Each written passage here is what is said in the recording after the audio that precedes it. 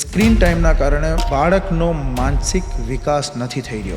Should childhood belong to families and communities or to algorithms optimized for profit? અગર આવું ને આવું રહ્યું તો આવનારા 10 વર્ષમાં દ્રશ્યો કંઈક જુદા હશે. જે મહિનામાં એક કેસ જોતા હતા હવે દિવસના 10 કેસ જ્યારે મારે જોવા પડે છે આવા. કેટલી ઉંમર સુધી બાળકને સ્ક્રીનથી દૂર રાખવું જોઈએ? Less than 2 years zero screen time. No screen time. No screen time, zero sugar, zero screen time. ઘણી જ મદદ મારી પાસે રડે છે કે સર હવે તો મેં બંધ કરી દીધું છે. મેં કીધું ઇટ્સ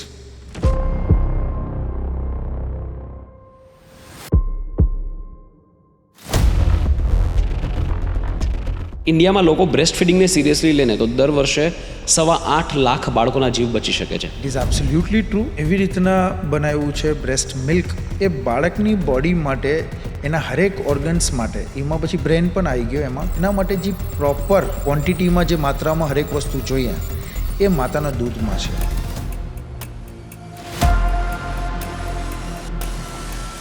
હરેક વસ્તુ તમારે ન માનવી હોય બાળકને. You have to say no. Modern parenting અને ટ્રેડિશનલ પેરેન્ટિંગ, આ બંનેમાંથી શું લેવું જોઈએ ને શું ન લેવું જોઈએ? બંનેનું મિક્સચર લેવું જોઈએ. છોકરાઓ એવી રીતના ઉછેરવાના છે કે તમે ન પણ રહ્યો ને જ્યારે સોસાયટીમાં જશે તે ચેલેન્જીસને એક્સેપ્ટ કરવા જોઈએ. અગર આપણે અહીંથી કમજોર ને તો બધું જ ખતમ.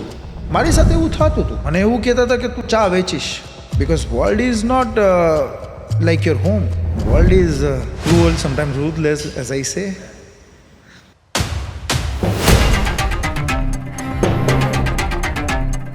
ન્યૂબોર્નની મધર્સ હોય ને, so for the first 2 years એમનું બેબી ગ્રોથ થતું, એમની પાસેથી તમને અલગ અલગ પ્રકારનું નોલેજ સાંભળવા મળે, કારણ કે કોન્સ્ટન્ટલી ઇન્સ્ટાગ્રામ પર એ જ કન્ઝ્યુમ થતું હોય. અલગ અલગ જગ્યાએથી એટલી બધી ઇન્ફોર્મેશન આવે ને they want to implement everything. તો મોડર્ન પેરેન્ટિંગમાં એવી કઈ વસ્તુઓ છે જે લોકો કરે છે જેને ન કરવી જોઈએ? રોજ મેં અમુક મધર્સને જોયું છે કે યાર આખો દિવસ ગૂગલ કરે છે ને ટેન્શનમાં હોય છે.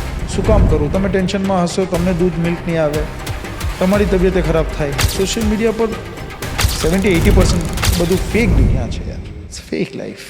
આપણે ટ્રેડિશનલ પેરેન્ટિંગની વાત કરીએ. એક વસ્તુ બધા ઘરમાં થતી હોય છે કે જ્યારે બાળકનો જન્મ થાય ત્યારે બાળકને બાંધીને રાખે, એના પગ સ્ટ્રેટ કરવા માટે. આ કરવું જોઈએ ન કરવું જોઈએ એ જરૂર છે? What is your take as a doctor? હમણાં હું કહેવા જઈશ ને ઘણા લોકોને નહીં ગમે. નાના બાળકો પણ 11માં 12માં હોય સ્કૂલમાં ને એ લોકો પાસે પોકેટ મની હોય છે, તો એ લોકો પણ ક્યારેક એડિક્શનના રવાડે ચડી જતા હોય છે. સિગરેટ સ્મોક કરતું હોય કે કોઈ ડ્રિંક કરતું હોય કે કોઈને ડ્રગનું એડિક્શન હોય. આ કેવી રીતે અટકાવવું? બાળકને કેવી રીતે તમારે ઉછેર આપવો કે જેનાથી એડિક્શનથી દૂર રહે? એટલે તો હરેક વાતની છે ને ડિસ્કશન ઘરમાં થવી જોઈએ. આજકાલ છે ને પ્રોબ્લેમ ઇઝ કે અચ્છા, કેમ કે એ ઘરમાંથી ગાયબ થઈ જશે ને તો આવનારા સમયમાં તમે બધા જ પસ્તાશો ને તમે પછી મિસ કરશો કે શાયદ. નમસ્કાર દોસ્તો, સ્વાગત છે આજના ખૂબ જ ખાસ એપિસોડમાં. મિત્રો, આજે આપણે વાત કરવાની છે નાના બાળકોની. નાના બાળકો કેવી રીતે વિચારે, એમના ઉછેરમાં શું ધ્યાન રાખવું જોઈએ, પેરેન્ટ્સે કેવી રીતે બાળકોનો ઉછેર કરવો જોઈએ, ઉછેરમાં પેરેન્ટ્સ કઈ ભૂલ કરે છે. અત્યારના જમાનામાં ઓવર પેરેન્ટિંગ ક્યારેક થઈ જાય છે કારણ કે ઇન્ટરનેટ પર ખૂબ વધારે ઇન્ફોર્મેશન અવેલેબલ છે, તો એના કારણે ઘણા લોકો ક્યારેક ભૂલો પણ કરતા હોય છે. ટ્રેડિશનલ પેરેન્ટિંગ, મોડર્ન પેરેન્ટિંગ અને એની બાળક પર શું અસર પડે છે, એ બધી વાતો આજે આપણે ડિસ્કસ કરવી છે. અને વાતો ડિસ્કસ કરવા માટે આપણી સાથે છે the most followed paediatrician and doctor in the world, doctor Imran Patel. મિત્રો, તમે એમના વિડીયોઝ જોયા હશે કે બાળકોને જ્યારે વેક્સિન આપતા હોય ત્યારે સરસ મજાના ગીતો ગાય અને બાળકને ખબર પણ ન પડે અને વેક્સિન એને લાગી જાય અને બાળકના મોઢા પર સ્માઇલ હોય રડવાની બદલે. આ વિડીયોઝ તમે એમના ઘણા બધા જોયા હશે. 22 મિલિયન કરતાં પણ વધારે એમનું ફોલોઈંગ છે અને દેશ વિદેશમાં ઘણા બધા લોકો એમને ખૂબ પ્રેમ કરે છે. આજે એમની પાસેથી આપણે ઘણું બધું જાણવાનું છે, શીખવાનું છે અને મજાની વાત એ છે કે આજે વાતો થશે ગુજરાતીમાં. તમે એમને મોસ્ટલી હિન્દીમાં સાંભળ્યા હશે. This is his first content in Gujarati. ગુજરાતીમાં પહેલી વાર એમનું કોઈ કોન્ટેન્ટ બનવા જઈ રહ્યું છે, સ્પેશિયલી ઇન પોડકાસ્ટ ફોર્મેટ. તો ચલો વાતની શરૂઆત કરીએ. Doctor Imran Patel, welcome to the Jaythaleshwar show. Thank you so much ભાઈ. Thank you so much for the wonderful words યાર. Thank you. Very happy to have you. અને જાણીને ખૂબ આનંદ થાય કે આપણે ગુજરાતી વૈશ્વિક લેવલ પર આવી ખ્યાતિ મેળવે છે અને વિશ્વના સૌથી વધારે ફોલો થતા ડૉક્ટર આપણા ગુજરાતમાં છે, જાણીને એક વિશેષ આનંદ થાય. Thank you so much. આમાં ઘણા લોકોની પ્રાર્થના, આશીર્વાદ, દુઆઓની કારણે આજે આપણે અહીં પહોંચ્યા છે. Yes, of course skill matters. તમારામાં કાબિલિયત હોવી જોઈએ, તમે મહેનત કરવા જોઈએ, પણ સાથે સાથે you need external force, that is prayers. તો એ મારી સાથે છે ને. Yes, my mother language is Gujarati. હું ઘરે અમે ગુજરાતી જ બોલીએ છીએ અને મારી જે પેદાઈશ પણ થઈ નાના ટાઉન વેરાવળમાં સોમનાથમાં, ત્યાં હું જન્મ્યો. અને દાદા ખેડૂત હતા, એટલે મારી ભાષા તો સૌરાષ્ટ્રની ગુજરાતી કાઠિયાવાડી છે, બસ હિન્દી કોન્ટેન્ટ એટલા માટે કે લાર્જર ઓડિયન્સ સુધી પહોંચી શકે. અને હિન્દુસ્તાનમાં અને ખૂણા ખૂણામાં જ્યાં ગામડા છે, જ્યાં માતા બહેનો છે, એને મારો મેસેજ પહોંચી શકે. અપાર્ટ ફ્રોમ એન્ટરટેનમેન્ટ કે how I deal with kids, પણ જે હું ટિપ્સ પણ આપું છું, જે એક બેઝિક અવેરનેસ ટિપ્સ છે, દેટ ઇઝ ઇમ્પોર્ટન્ટ. ને એક એવી ભાષામાં હોવી જોઈએ. ને મને એ તો ખ્યાલ જ છે કે ગુજરાતી હિન્દી તો સમજી જ જાય, એટલે ગુજરાતીઓ હિન્દી સમજે છે, ને જે ગુજરાતી ન સમજે એના માટે પણ કોન્ટેન્ટ એટલે હિન્દી ભાષામાં હું બનાવું છું. અધરવાઇઝ પ્રાઉડ ગુજરાતી, દિલ સે ગુજરાતી. દિલ સે ગુજરાતી. ભાઈ, જ્યારે અમે તમારા વિડીયો જોઈએ ને કે નાના બાળકોને તમે વેક્સિન આપતા હોય ને તમે કોઈ ગીત ગાઓ ને બાળકનું ધ્યાન તમે ડિસ્ટ્રેક્ટ કરી દો અને બાળકને ખબર પણ ન પડે ને વેક્સિન લાગી જાય, શું સાયકોલોજી આની પાછળ ચાલતી હશે? How does the kid don't even realise કે એમને એક ઇન્જેક્શન લાગી ગયું? એટલા માસૂમ હોય ને બાળક કે તમે એને કોઈ એક્ટિવિટીમાં, હું માસૂમિયત કહીશ, એમ નહીં કે એમને ઉલ્લુ બનાવવા આસાન હોય, નહીં. એમની માસૂમિયત છે કે એમને કોઈ પણ તમે એક્ટિવિટીમાં ઇન્વોલ્વ રાખો, યા તમે ગીતો ગાઓ, યા એમનો ધ્યાન ભટકાવો, પછી તમે એને હિપ્નોટાઇઝ કરી નાખો અને તમે એને ડિસ્ટ્રેક્ટ કરી અને you just do your job. But it's not necessary કે 100% હું સક્સેસ જ મને મળે. બટ આઈ ટ્રાય ટુ, મતલબ એક હું ત્યાં એટમોસ્ફિયર એવું ક્રિએટ કરું કે એમને મજા આવે, એમની સાથે આવેલાઓને મજા આવે, મને મજા આવે, એટલે અમે મજા કરતા કામ કરીએ. મોટાભાગે બાળકો sorry go on. So this is because of the માસુમિયત ઓફ કિડ્સ, કે એમને તમે એક ચીજમાં તમે ડિસ્ટ્રેક્ટ રાખો ને, એટલે એની સાથે બિચારા સાથે શું થવાનું છે એને ખ્યાલ ન હોય, ને એ દરમિયાન પાછું એને ખ્યાલ પડે હું પાછું ડિસ્ટ્રેક્ટ કરી નાખું. So that is the only thing. અને just I enjoy with them. મને મજા આવે છે એમની સાથે કામ કરવાનું અને રમવાનું, ગીતો ગાવાનું, યાર મજા આવે છે. કેવી મજા આવે? મતલબ ક્યારેક મને એવું થાય કે ડૉક્ટર બનવું તો પીડિયાટ્રિશિયન બને, કારણ કે બાળકો સાથે તમારે કામ કરવાનું છે, પણ સાથે એક હ્યુજ રિસ્પોન્સિબિલિટી પણ છે. It's a very stressful life અને હ્યુજ રિસ્પોન્સિબિલિટી. હંમેશા હરેક મા બાપની જાન હોય એની ઓલાદ, એમને કંઈ થાય એટલે મા બાપ બહુ જ ચિંતિત, કોન્શિયસ, હાઈપર હોય. એ બધાને પણ સંભાળવા, સાથે સાથે બાળકોની ટ્રીટમેન્ટ પણ કરવી, તો એક ડિફિકલ્ટ ટાસ્ક છે. પણ યુ લર્ન ઇટ. જેમ વર્ષો જતા રહી, તમે કામ કરતા રહ્યો, એક્સપિરિયન્સ થતો રહે, you know how to handle it. અને અમારી ફિલ્ડમાં ખાલી એવું નથી કે બસ you have to complete the task, નહીં. અમારી ફિલ્ડમાં, ડૉક્ટરીમાં ઇમોશન્સ પણ જોડાયેલા હોય લોકોના, અમારા પણ. હવે આપણે હ્યુમન બિંગ છે, માણસ છે, કેવી રીતના હું મારા ઇમોશન્સને એકદમ સાઈડમાં રાખીને હું કામ કરું? It's not possible. કેમ કે કોઈ બાળક બહુ બીમાર હોય, નથી નીકળી રહ્યું, યા બહુ ક્રિટિકલ સ્ટેટમાં હોય તો એટલું જ ખોટું પણ લાગે. આપણને સફળતા ના મળતી હોય તો પણ ખોટું લાગે. આ જલ્દી સારું થઈ જાય એની અમે પણ કામના કરતા હોય. સો યસ ઇન્ડેડ, બહુ સ્ટ્રેસફુલ. આ જેવું દેખાય કે બહુ મજા આવતી હશે, નહીં. It's not completely black and white, it's grey. I know medical પ્રોફેશનમાં ડૉક્ટર્સને ઓલવેઝ એવું શીખવાડવામાં આવે કે તમારા પેશન્ટ સાથે તમારે બહુ પર્સનલ નહીં થવાનું, તમારા પેશન્ટ સાથે ઇમોશનલી એટેચ નહીં થવાનું. હવે જ્યારે બાળકો તમારા પેશન્ટ હોય ત્યારે તમે કેવી રીતે ઇમોશનલી એટેચ ન થઈ શકો? આટલા માસૂમ બાળકો હોય અને એમને કંઈ તકલીફ થતી હોય ને તમારે જોવાની અને એમને ટ્રીટ કરવાના, તો તમે ક્યારે ઇમોશનલી એટેચ થાવ કે એ ડિટેચમેન્ટ કેવી રીતે મેન્ટેન કરો? નહીં, ઓફકોર્સ હું તો મારા હરેક બાળકમાં ઇમોશનલી આઈ એમ એટેચ્ડ.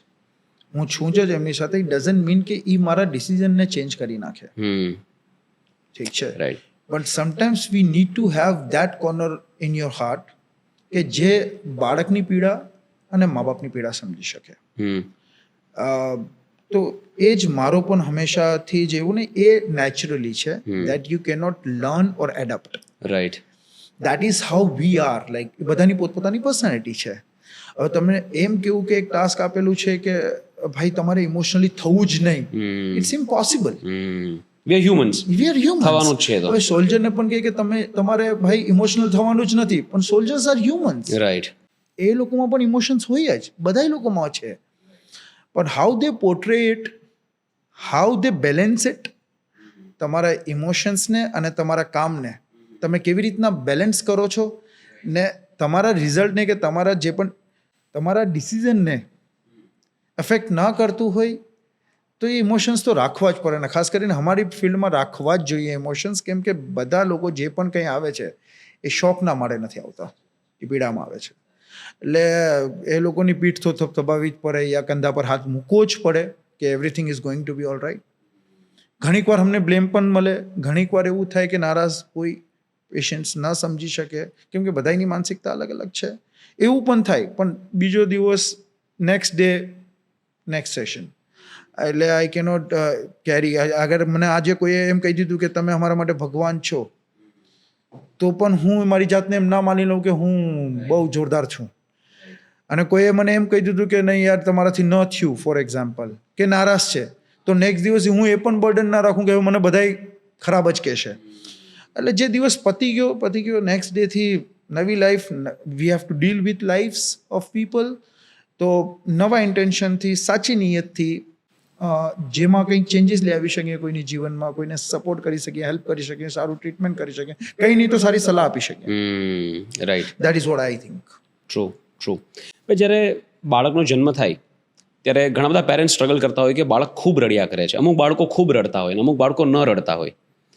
તો what makes them consistently cry? એવું તો શું થતું હશે બાળકને કે અમુક બાળકો રડે છે ને અમુક નથી રડતા? See, most of them are crying, and most of them cried in the first 4-5 months. The reason being is colic. Very common reason, colic કહેવાય terminology. So it's a part of development. કે ભાઈ એ fix time પર રડે જ. હવે એકદમ એનો fix cause નથી ખબર, પણ યસ એમને કોલિક કહેવામાં આવે, જેમાં તમે થોડુંક એને મોમેન્ટ આપો, યા તમે એમને બહાર લઈ જાઓ, યા રાઉન્ડ મરાવો, એટલે ઘરમાં જ. અને થોડું બહુ એ સમયમાં તમે એમને મધરની પાસે રાખો. They feel secure at that time. પણ એ રડે, પણ રડવું એનું મતલબ એ નથી કે એને કંઈ મોટી ગંભીર બીમારી છે. બરાબર. એની માટે બહુ નેચરલ છે રડવું. નેચરલ છે. 2 થી 3 કલાક સુધી પણ દિવસમાં રડે ફોર ધ ફર્સ્ટ 5 months. અને વજન વધતો હોય બાળકનો, મમાના દૂધ ઉપર હોય, એનો ગ્રોથ, ડેવલપમેન્ટ, વિકાસ તમારા ડૉક્ટર કહેતા હોય નોર્મલ છે, અને છતાં પણ બાળક તમારું ડેલી રાતના રડતું હોય તો એ એના માટે નોર્મલ છે. અચ્છા, બહુ વધારે તમારે ચિંતા ચિંતા કરવાની જરૂર નથી. ના. રાઈટ. ઘણી વાર એવું પણ થતું હોય કે બાળક અચાનક રાતે જાગે અને અનસ્ટોપેબલી રડવા માંડે અને આપણને ખબર જ ન પડે કે આ કેમ આટલું બધું રડે છે, અને આપણે એને શાંત રાખવાની કોશિશ કરીએ છતાં શાંત ન થાય. એનું કારણ શું? એને કંઈ સપનું એવું કંઈ આવતું હશે કે શું થતું હશે? દે કેનોટ એક્સપ્રેસ. બાળક પોતાને શું તકલીફ થઈ, એને કાનમાં દુખતું હોય તો પણ, એને દાંતમાં પીડા થતી હોય તો પણ, ઠીક છે, દે કેનોટ એક્સપ્રેસ. કે એ બોલી ના શકતા હોય એટલે કહી ના શકે. એટલે ગમે ત્યારે એમની ઊંઘ કે ગમે તે ડિસ્ટર્બ થાય ત્યારે એ રડવાનું જ ચાલુ કરે. એમને એક જ એક્સપ્રેશન આવે છે, રડવું, વધારેમાં વધારે તો એ રડે. એટલે એના મલ્ટિપલ કારણ્સ હોઈ શકે. It's not a single reason કે ભાઈ અચાનકથી રડવું. બટ એમની થોડી પણ ઊંઘ ઉડી જાય તો પણ એ રડવા માંડે. They need that comfort. પછી મધર્સ કમ્ફર્ટ. મધર બાજુમાં હોય, મધરનું દૂધ પી, મધરનું કમ્ફર્ટ મળે, સ્કિન ટુ સ્કિન કોન્ટેક્ટ થાય તો દે ફીલ રિલેક્સ.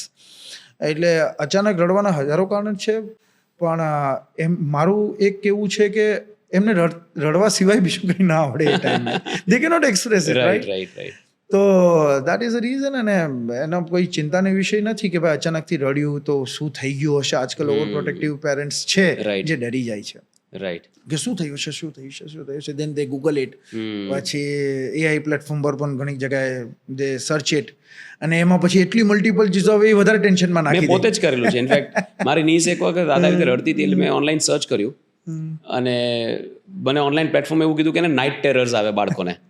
એટલે એને કાંઈ એવું સપનું આવી ગયું હશે અને થોડા સમય માટે કોઈને ઓળખે જ નહીં, કે એના પરિવારના લોકોને એ ન ઓળખે, અને તમે એને શાંત કરાવવા પણ જાઓ ને તો for a moment they don't recognise you, એટલા માટે શાંત ન થતા. એવું મેં વાંચ્યું છે. It could be completely wrong. It's a theories. So night terrors જે તમે વાંચ્યું, it's doesn't happen in a very young kid. Like 4-5 મહિનાના બાળકો અગર ઉઠીને રડ્યા, એ 3 થી 10 વર્ષના બાળકોમાં આવે એવા સપના જેમાં એ લોકો બી જાય, સેપરેશન એન્ઝાયટી, ડર લાગે, યા એમણે કંઈ જોયું હોય ને એ પછી બેક ઓફ ધ માઇન્ડમાં એમને એ રન કરતું હોય ને એ ડરી જાય ને પછી રડવા લાગે, સ્વેટિંગ થવા લાગે. That is called night terror. બરાબર. It actually doesn't happen in young, very young individual. બરાબર. સો એ કોઈ ન્યૂબોર્ન્સમાં કે એમાં ન થાય. ન્યૂબોર્ન્સનું કોમન તો કોલિક, ગેસ ટ્રબલ, કેમ કે ખાલી દૂધ ઉપર હોય એટલે વેરી કોમન એ જ હોય. ને મેં તમને કીધું કે દે દે હેવ ફ્યુ એક્સપ્રેશન્સ, તે બધું એક્સપ્રેસ ના કરી ન શકે, કરી શકે. એટલે એ લોકો રડે ગમે તે થાય, ખુજલી આવે તોય રડે, તો એને ખંજવાળ આવે, આપણને કેવી રીતે ખબર પડે ક્યાં ક્યાં આવે છે? તો એને ખંજવાળ આવે તોય રડે, રાઈટ. બટ બસ એને ખાલી મમ્મા મળી જાય અને મમ્મીનું દૂધ મળી જાય તો એ પછી શાંત થઈ જાય. બટ બધા જ બહેનોને મારું એ કહેવું છે કે તમારા ન્યૂબોર્ન્સ, નવજાત શિશુ અગર પ્રોપરલી ગ્રો કરતા હોય, એનું વજન પ્રોપરલી વધતો હોય, એ યુરિન પીપી પોટી બધી વ્યવસ્થિત ચાલતું હોય, તમે ડૉક્ટરની મહિને વિઝિટ ફર્સ્ટ 6 મંથ્સમાં તો તમારે હરેક મહિને જવું જોઈએ. નહીં કહેતા હોય કે વેઇટ ગેઇન પ્રોપર છે, એનો ગ્રોથ પ્રોપર છે, એનો માનસિક અને શારીરિક વિકાસ નોર્મલ છે, જો તમારા ડૉક્ટર્સ કહેતા હોય તો રડવું એ કોમન છે. તમે રડવું ને એટલું બધું સિરિયસ નહીં લઈ લ્યો, જેના લીધે પછી શું થાય કે if you keep on complaining the same thing, રડે છે, દેન અનનેસેસરીલી ઇન્વેસ્ટિગેશન પણ થાય, અનનેસેસરીલી મેડિકેશન્સ પણ જાય. પછી શું બાળકને ઠીક કરવું કે તમને શાંત કરવા? તો જે કોમન વસ્તુ યા નોર્મલ વસ્તુ છે એને તમે એટલું બધું તમે એનું ટેન્શન લઈ લ્યો, એના લીધે પછી જે નિદાન થવું જોઈએ એના કરતાં વધારે થઈ જાય. તો તમારે કોમન લોકો માટે એટલું જ જાણવાનું, કોમન લોકો માટે એટલું જ ઇમ્પોર્ટન્ટ છે કે ગ્રોથ કેવો છે, બાળકનો વિકાસ કેવો છે. એ નોર્મલ હોય, માતાના દૂધ ઉપર હોય, પહેલા 6 મહિના ફક્ત માતાનું દૂધ જ આપવાનું છે, પાણી પણ નહીં, કે ફક્ત અને ફક્ત માતાનું દૂધ, મમ્મીનું જ મિલ્ક ન આવે કોઈ પણ કારણસર તો ગભરાશો નહીં. પણ ગાય બકરીનું નથી આપવાનું. ફોર્મ્યુલા ફીડ તો તમે આપી શકો, હું એઝ અ ડૉક્ટર પ્રમોટ નથી કરતો, કેમ કે mother milk is the best milk. પણ ન આવે કે યા કંઈક થયું, યા કંઈ અકસ્માત થઈ ગયું, યા મધર નથી અવેલેબલ, યા કોઈ પણ કારણ યાર, તો શું કરવું? છોકરાને ભૂખું ના રાખી શકે. દેન ફોર્મ્યુલા ફીડ ક્યાં હદ સુધી તમે આપી શકો, કોઈ પ્રોબ્લેમ એમાં છે નહીં. બરાબર. બાળક માતાનો સ્પર્શ ઓળખી જાય જન્મતા વેત, બાળકને ખબર પડે કે આ મારી માતા છે, મતલબ કેન દે ડિફરન્શિએટ બિટવીન ટચીસ, કે આ મમ્મીનો સ્પર્શ અલગ છે, ના કોઈ બીજા કોઈનો સ્પર્શ છે? નહીં, એમનું વિઝન જ 2-3 મહિના આવે, અને સોશિયલ સ્માઇલ ડેવલપ થાય, ત્યારે એ માતાને જોઈને સ્માઇલ કરે. એટલે પેદા થઈને જ પણ એક છે કે જેવું બાળક પેદા થયું ને તમે માતાની છાતી પર રાખો તો ફર્સ્ટ થિંગ એ છે કે એ દૂધ પીવાની ટ્રાય કરશે. એ નેચરલ છે, એ બાય ડિફોલ્ટ સોફ્ટવેર ભગવાન નાખીને આપે છે. કે તમે બહારના દેશોમાં ને ઇટ્સ અ પ્રોપર ટેકનિક તો એ જ છે કે જેવું ડિલિવરી થઈ બાળકને નવડાવશો નહીં. અચ્છા. બાળકને નવડાવવાનું નહીં, પાણીમાં નહીં નાખવાનું બાળકને. એનું ટેમ્પરેચર ડ્રોપ થાય, એને હાઇપોથર્મિયા થઈ જાય, એનું શુગર ઘટી જાય, બાળક સુસ્ત થઈ જાય. તમે ડિરેક્ટલી મધરને સ્કિન ટુ સ્કિન કોન્ટેક્ટમાં આપી દો. જેવું બાળક ડિલિવર થયું સીધું મધરની અહીંયા છાતી પર આપી દો બાળકને, ઓન ધ ડિલિવરી ટેબલ. એનું skin to skin contact like a kangaroo. એનાથી ઘણો ફાયદો બાળક અને માતાને બંનેને છે. એટલે એવું કરવું જોઈએ. અને just they try to find out કે ક્યાંથી દૂધ પીવું. સો that is a quite beautiful. Right. આપણે મધર્સ મિલ્કની વાત કરી, બ્રેસ્ટ ફીડિંગની વાત કરી કે ખૂબ જ જરૂરી છે. હું ડેટા વાંચતો હતો કે જો ઇન્ડિયામાં લોકો બ્રેસ્ટ ફીડિંગને સિરિયસલી લે ને તો દર વર્ષે 8.25 લાખ બાળકોના જીવ બચી શકે છે, just by taking breast feeding seriously. Right. તો એની થોડી આપણે વધારે વાત કરીએ કે બ્રેસ્ટ ફીડિંગ કરવાથી બાળકને કયા ફાયદા થાય. મેં એવું પણ વાંચ્યું છે કે જે બાળક બ્રેસ્ટ ફીડ કરે એનું ઇમોશનલ ડેવલપમેન્ટ, એનું આઈક્યુ પણ વધારે સારું થાય છે. ફ્યુચરિસ્ટિક ડેવલપમેન્ટ્સ પણ ઘણા છે. ઇમિડિયેટ ન્યુટ્રિશનલ બેનિફિટ્સ તો છે જ, પણ એના ફ્યુચરિસ્ટિક બેનિફિટ્સ પણ ઘણા છે. તો બ્રેસ્ટ ફીડના ફાયદાઓ કઈ એની આપણે વાત કરીએ. જસ્ટ ટેલ યુ કે બ્રેસ્ટ ફીડિંગ કુદરતે એવી રીતના બનાવ્યું છે બ્રેસ્ટ મિલ્ક કે એ બાળકની બોડી માટે, એના હરેક ઓર્ગન્સ માટે, એમાં પછી બ્રેન પણ આવી ગયો, એમાં કિડની આવી ગઈ, લીવર આવી ગયું, બધું એના માટે જે પ્રોપર ક્વોન્ટિટીમાં જે માત્રામાં હરેક વસ્તુ જોઈએ એ માતાના દૂધમાં છે. એનું પ્રોટીનની ક્વોન્ટિટી, પ્રોટીનમાં પણ વે કેસીન રેશિયો, ને બીજું કે માતાના દૂધમાંથી એન્ટીબોડીઝ મળે જે ઇન્ફેક્શનથી લડી શકે, એટલે ઇન્ફેક્શન બાળકને ના લાગે. એટલે પણ તમે મને જેમ ડેટા કહી રહ્યા હતા કે ડેથ્સ બચી જાય. પ્રી મેચ્યોરને પણ જ્યારે પણ એની પ્રી મેચ્યોર ડિલિવરી પણ થાય, જો એને પણ માતાનું દૂધ આપવામાં આવે તો એ હજમ કરવું આસાન હોય.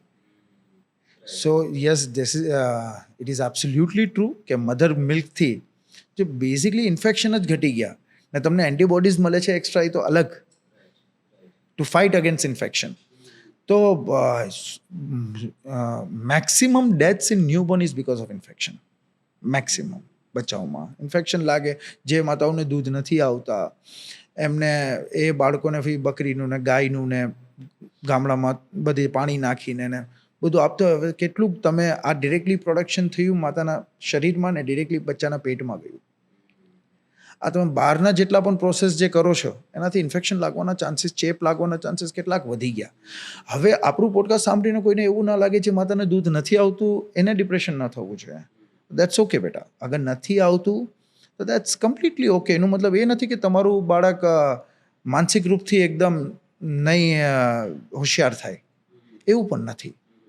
ઓકે, હોશિયારી માટે ઘણા બધા ફેક્ટર્સ કામ કરતા હોય, જેનેટિક્સ કામ કરતા હોય, ઠીક છે. ઓવરઓલ ફર્સ્ટ 5 years કે 10 yearsમાં તમારું ન્યુટ્રિશન બાળકનું કેવું છે એ મેટર કરતું હોય. તમે કઈ કઈ એક્ટિવિટીઝમાં બાળકને ઇન્વોલ્વ રાખો છો એ મેટર કરતો હોય. તમારું ઘરનું એન્વાયરમેન્ટ કેવું છે એ મેટર કરતો હોય. ઘણી બધી વસ્તુઓ છે. તો જે મારી બહેનોને દૂધ નથી આવતું યા તમે તમારા બાળકને નથી આપી શકતા તો પ્લીઝ તમે ડરશો નહીં. તમારા બાળક પણ હોશિયાર જ થશે અને એમનો પણ વિકાસ અને ડેવલપમેન્ટ સારું જ થશે. એવું નથી, પણ yes indeed mother milk is the best milk. એ તો છે જ, પણ ના આવે તો દેટ્સ ઓકે. નાના બાળકો જમવામાં બહુ હેરાન કરતા હોય છે પેરેન્ટ્સને. એમને જમવું જ નથી હોતું. ઘણીવાર એવું લાગે કે કાંઈ એમને કંઈ બતાવવું પડે, એમને ડિસ્ટ્રેક્ટ કરવા પડે અને એમને ખબર ન પડે એવી રીતે એમને જમાડે. આવા દ્રશ્યો આપણે જોતા હોઈએ. કેમ બાળકોને પહેલાં તો જમવું નથી ગમતું અને બાળક વ્યવસ્થિત રીતે જમી લે એની માટે પેરેન્ટ્સે શું કરવું જોઈએ? હેબિટ. તમારે પહેલાં જ બાળકને હંમેશા આ વસ્તુ એ છે કે પાછળ લઈને ફરે છે લોકો. એટલે બાળકને હંમેશા ભાવ ખાવાની આદત હોય. તમે જેટલું એટેન્શન આપશો એટલા એ ટેન્ટ્રમ્સ થ્રો કરે. ને બીજું કે જબરજસ્તી મોઢું પકડીને અમુક મધર્સ બાળકોને ખવડાવે છે. બહુ ખોટું છે. It's a torture. હવે તમને રોજ કોઈ મારીને એમ કે આજે પોડકાસ્ટ કરવાનું છે, તમે કરશો? તમે યાર કહેશો કે I can't do this, right? તમને મજા આવી જોઈએ. તો જે પણ માતાઓને એ હોય કે યાર નહીં ખાય તો આને જલ્દી જાડો કરી દો યા આને એમાં કંઈ થઈ જશે તો આને, એટલે એ લોકો પણ બિચારા બીતા હોય પણ નહીં કરવાનું. એ ગલત ટેકનિક છે. તમારે પકડીને જબરજસ્તી એમની સાથે નહીં કરવાની. પ્રેમથી જેટલું ખાય એટલું ખવડાવો. પાછળ નહીં ભાગો. ફિક્સ ટાઈમે જ્યાં તમે જમતા હોય, 1 વર્ષનું બાળક થઈ જાય એના પછી તમે હેબિટ નાખો કે એને તમારી સાથે બેસીને જેટલું જમવું એટલું જમી લે. પણ મીન વાઇલ તમે એને બીજું ખોરાક કે ચોકલેટ્સ વગેરે કે શુગર આઈટમ એ બધું નહીં આપી દો. એ ભૂખ મારી નાખે એટલે પછી જમે નહીં. ટીવી જોતા આજકાલ બાળકને જમવાની આદત છે, બહુ ખોટી આદત છે. એમનું ધ્યાન એમાં જ હોય, જમવામાં હોય નહીં. એમને જમવામાં ઇન્ટરેસ્ટ આવે જ નહીં. કેમ આપણા સમયે એટલું નહોતું થતું. જમી લેતા હતા ને, ભૂખ લાગતી હતી, ફેમિલી સાથે જમવા બેસતા હતા. એટલે બાળકને પણ તમે એની ચેર રાખીને તમારી સાથે જેટલું જમે અને આપી દઈએ. ભલે બગાડે, કપડાં બગાડે, બધું કરે, ઇટ્સ ઓકે, પણ હેબિટ નાખવી પડે. તમે પહેલાંથી જ હેબિટ નાખી હોય ત્યાંથી પ્રોબ્લેમ થઈ જાય. એક તો તમારે ટોર્ચર નથી કરવાનું. ફિક્સ ટાઈમે જ્યારે પણ મીલનો ટાઈમ થાય તમારે એને આપી દેવાનો, ઓફર કરવાનું છે જેટલું જમે એટલું. ઓકે. અને બહારની જે વસ્તુ છે મીનવાઇલ જે એની ભૂખ હંગરને સપ્રેસ કરી નાખે એ વસ્તુ નથી આપવાની. પ્રેમમાં આપણે ચોકલેટ્સો જ આપીએ છીએ, એના માટે બહુ જ હાનિકારક છે, નહીં આપવી જોઈએ. કઈ ઉંમરથી બાળકને જાતે જમવા દેવું જોઈએ? એને જમાડવાનો પ્રયત્ન ન કરવો જોઈએ. એને જેટલું ખાવું હોય એટલું ખાઈ લે, એને પીરસી દેવાનું, બગાડે તો પણ વાંધો નહીં. કઈ ઉંમરે બાળકને જમવા માટે ઇન્ડિપેન્ડન્ટ બનાવી દેવું જોઈએ? 2 વર્ષ પછી તો બનાવી જ દેવું જોઈએ ને 1 વર્ષ પછી બાળક તમારું ટેબલ ફૂડ છે ને શેર કરવું જોઈએ. એટલે શેર એટલે તમે આપણે જે ખાઈએ છીએ ખાઈ શકીએ. રિફાઇન્ડ શુગર નહીં આપવાનું, બરાબર, no added sugar till the age of 2 years. પણ 1 વર્ષ પછી તમે જે વેચતા હોય ત્યારે એને બધું ઓફર કરવાની, આપવાનું, પોતાથી ટ્રાય કરે. પણ 2 વર્ષનું બાળક થઈ જાય ત્યારે તો એને ઇન્ડિપેન્ડન્ટલી જમવાનું. રાઈટ. એ જમવું જોઈએ પોતાની હાથેથી. ઘણા બાળકોમાં એવા જોઈએ છે કે 4-4, 5-5 વર્ષના થઈ ગયા છે, હજુ ક્રશ કરીને આપવું પડે છે. સર એ ચૂ નથી કરતા, શીખ્યા જ નથી. રાઈટ. એમાં પેરેન્ટ્સનો વાંક છે. કેમ કે રેડીમેડ અને યસ ઇન ફ્યુ કન્ડિશન્સ એવું હોય જેમ કે ઓટિઝમ, એમાં થાય કે ભાઈ ડાયરેક્ટ ચ્યુ કરવામાં તકલીફ થાય, કોન્સન્ટ્રેશનમાં તકલીફ થાય, ધ્યાન ના આપતા હોય. ને આજકાલ આ કેસીસ વધી પણ બહુ જ રહ્યા છે ઓટિઝમના. અચ્છા. બહુ જ cases. Autism is a neuro development condition એનું જેમાં કારણ બાળક શું? આઈ કોન્ટેક્ટ નથી કરી શકતા, સ્પીચ ડિલે, બોલતા લેટ શીખે છે અચ્છા. અને એક જ જગાએ એમનું ધ્યાન એકત્રિત હોય, મલ્ટિપલ થોટ્સ એક સેકન્ડમાં આવતા હોય, શીખી નથી શકતા, જમી નથી શકતા. મેજર કારણ એમનું એ છે આજનું જે કહેવાય ને કે એડિક્શન છે હરેકના ઘરમાં, દેટ ઇઝ સ્ક્રીન, મોબાઈલ અને ટીવી. ઓકે. બહુ ગંદી આદત છે અને છેલ્લા 5 વર્ષોથી તો આટલું વધી ગયું છે કે એક ચિંતાનો વિષય આપણા સૌ માટે છે બરાબર. કે સ્ક્રીન ટાઈમના કારણે બાળકનો માનસિક વિકાસ નથી થઈ રહ્યો. શું થાય જ્યારે બાળક એક્સેસિવલી ફોન યુઝ કરે? શું થતું એના મગજમાં? એક તો એ ડોપામિન રિલીઝ કરે. ડોપામિન રિલીઝ એક કેમિકલ છે બ્રેનમાં જેનાથી મજા આવે, એટલે જોતો જ રહે. બીજું એક્ટિવ લર્નિંગ છે જ નહીં આમાં. પેસિવ, તમે બધું કન્ઝ્યુમ કરો છો. રાઈટ. એટલે એક્સટર્નલ એન્વાયરમેન્ટથી તો દૂર જ થઈ ગયો. ટ્રુ. માણસ શીખે ક્યારે? જ્યારે કંઈ પ્રયત્ન કરે, એક્ટિવલી ઇન્વોલ્વ હોય, ત્યારે જઈને શીખે. આ મોબાઈલ જોઈને એ લોકોનું બ્રેનમાં જે સિસ્ટમ હોય બધું ગડબડ થઈ જાય. ડોપામિન રિલીઝ થાય એટલે મજા આવે, પણ એડિક્શન પણ થઈ જાય એનું. રાઈટ. એના વગર પછી કંઈ ના કરે, આખો દિવસ એમાં ઇન્વોલ્વ હોય. અને મા બાપને પણ શું હોય કે ભાઈ સિંગલ પેરેન્ટ પણ હોય, sorry not single parent, I was talking about nuclear family. Nuclear family પણ હોય. હવે હસબન્ડ કામ પર હોય, મધર એકલા હોય, એમના ઘરનું પણ કામ કરવાનું છે, બધું જ સંભાળવાનું છે, અને છોકરું હેરાન કરતું હોય. એટલે આજે આપણા બધે પાસે ફોન છે જ, રાઈટ. તરત ફોન થમાઈ દો, શાંત હોય. રાઈટ. પણ એમને એ પછી ખ્યાલ આવે કે સર 2 વર્ષ પછી બહુ તકલીફ થઈ ગઈ. ઘણી મદદ મારી પાસે રડે છે કે સર હવે તો મેં બંધ કરી દીધું છે. મેં કીધું ઇટ્સ હવે લેટ થઈ ગયું છે, અને પણ પછી બાળક ખૂબ ઇરિટેટ થઈ જાય એની પાસેથી, પછી ફોન લઈ લો એટલે બહુ વિચિત્ર બિહેવ કરે. Like an addiction man. અગર તમે કોઈ પણ વ્યક્તિને જેને નશો હોય, તમે નશો છીની લ્યો, શું થાય? દે ગો મેડ.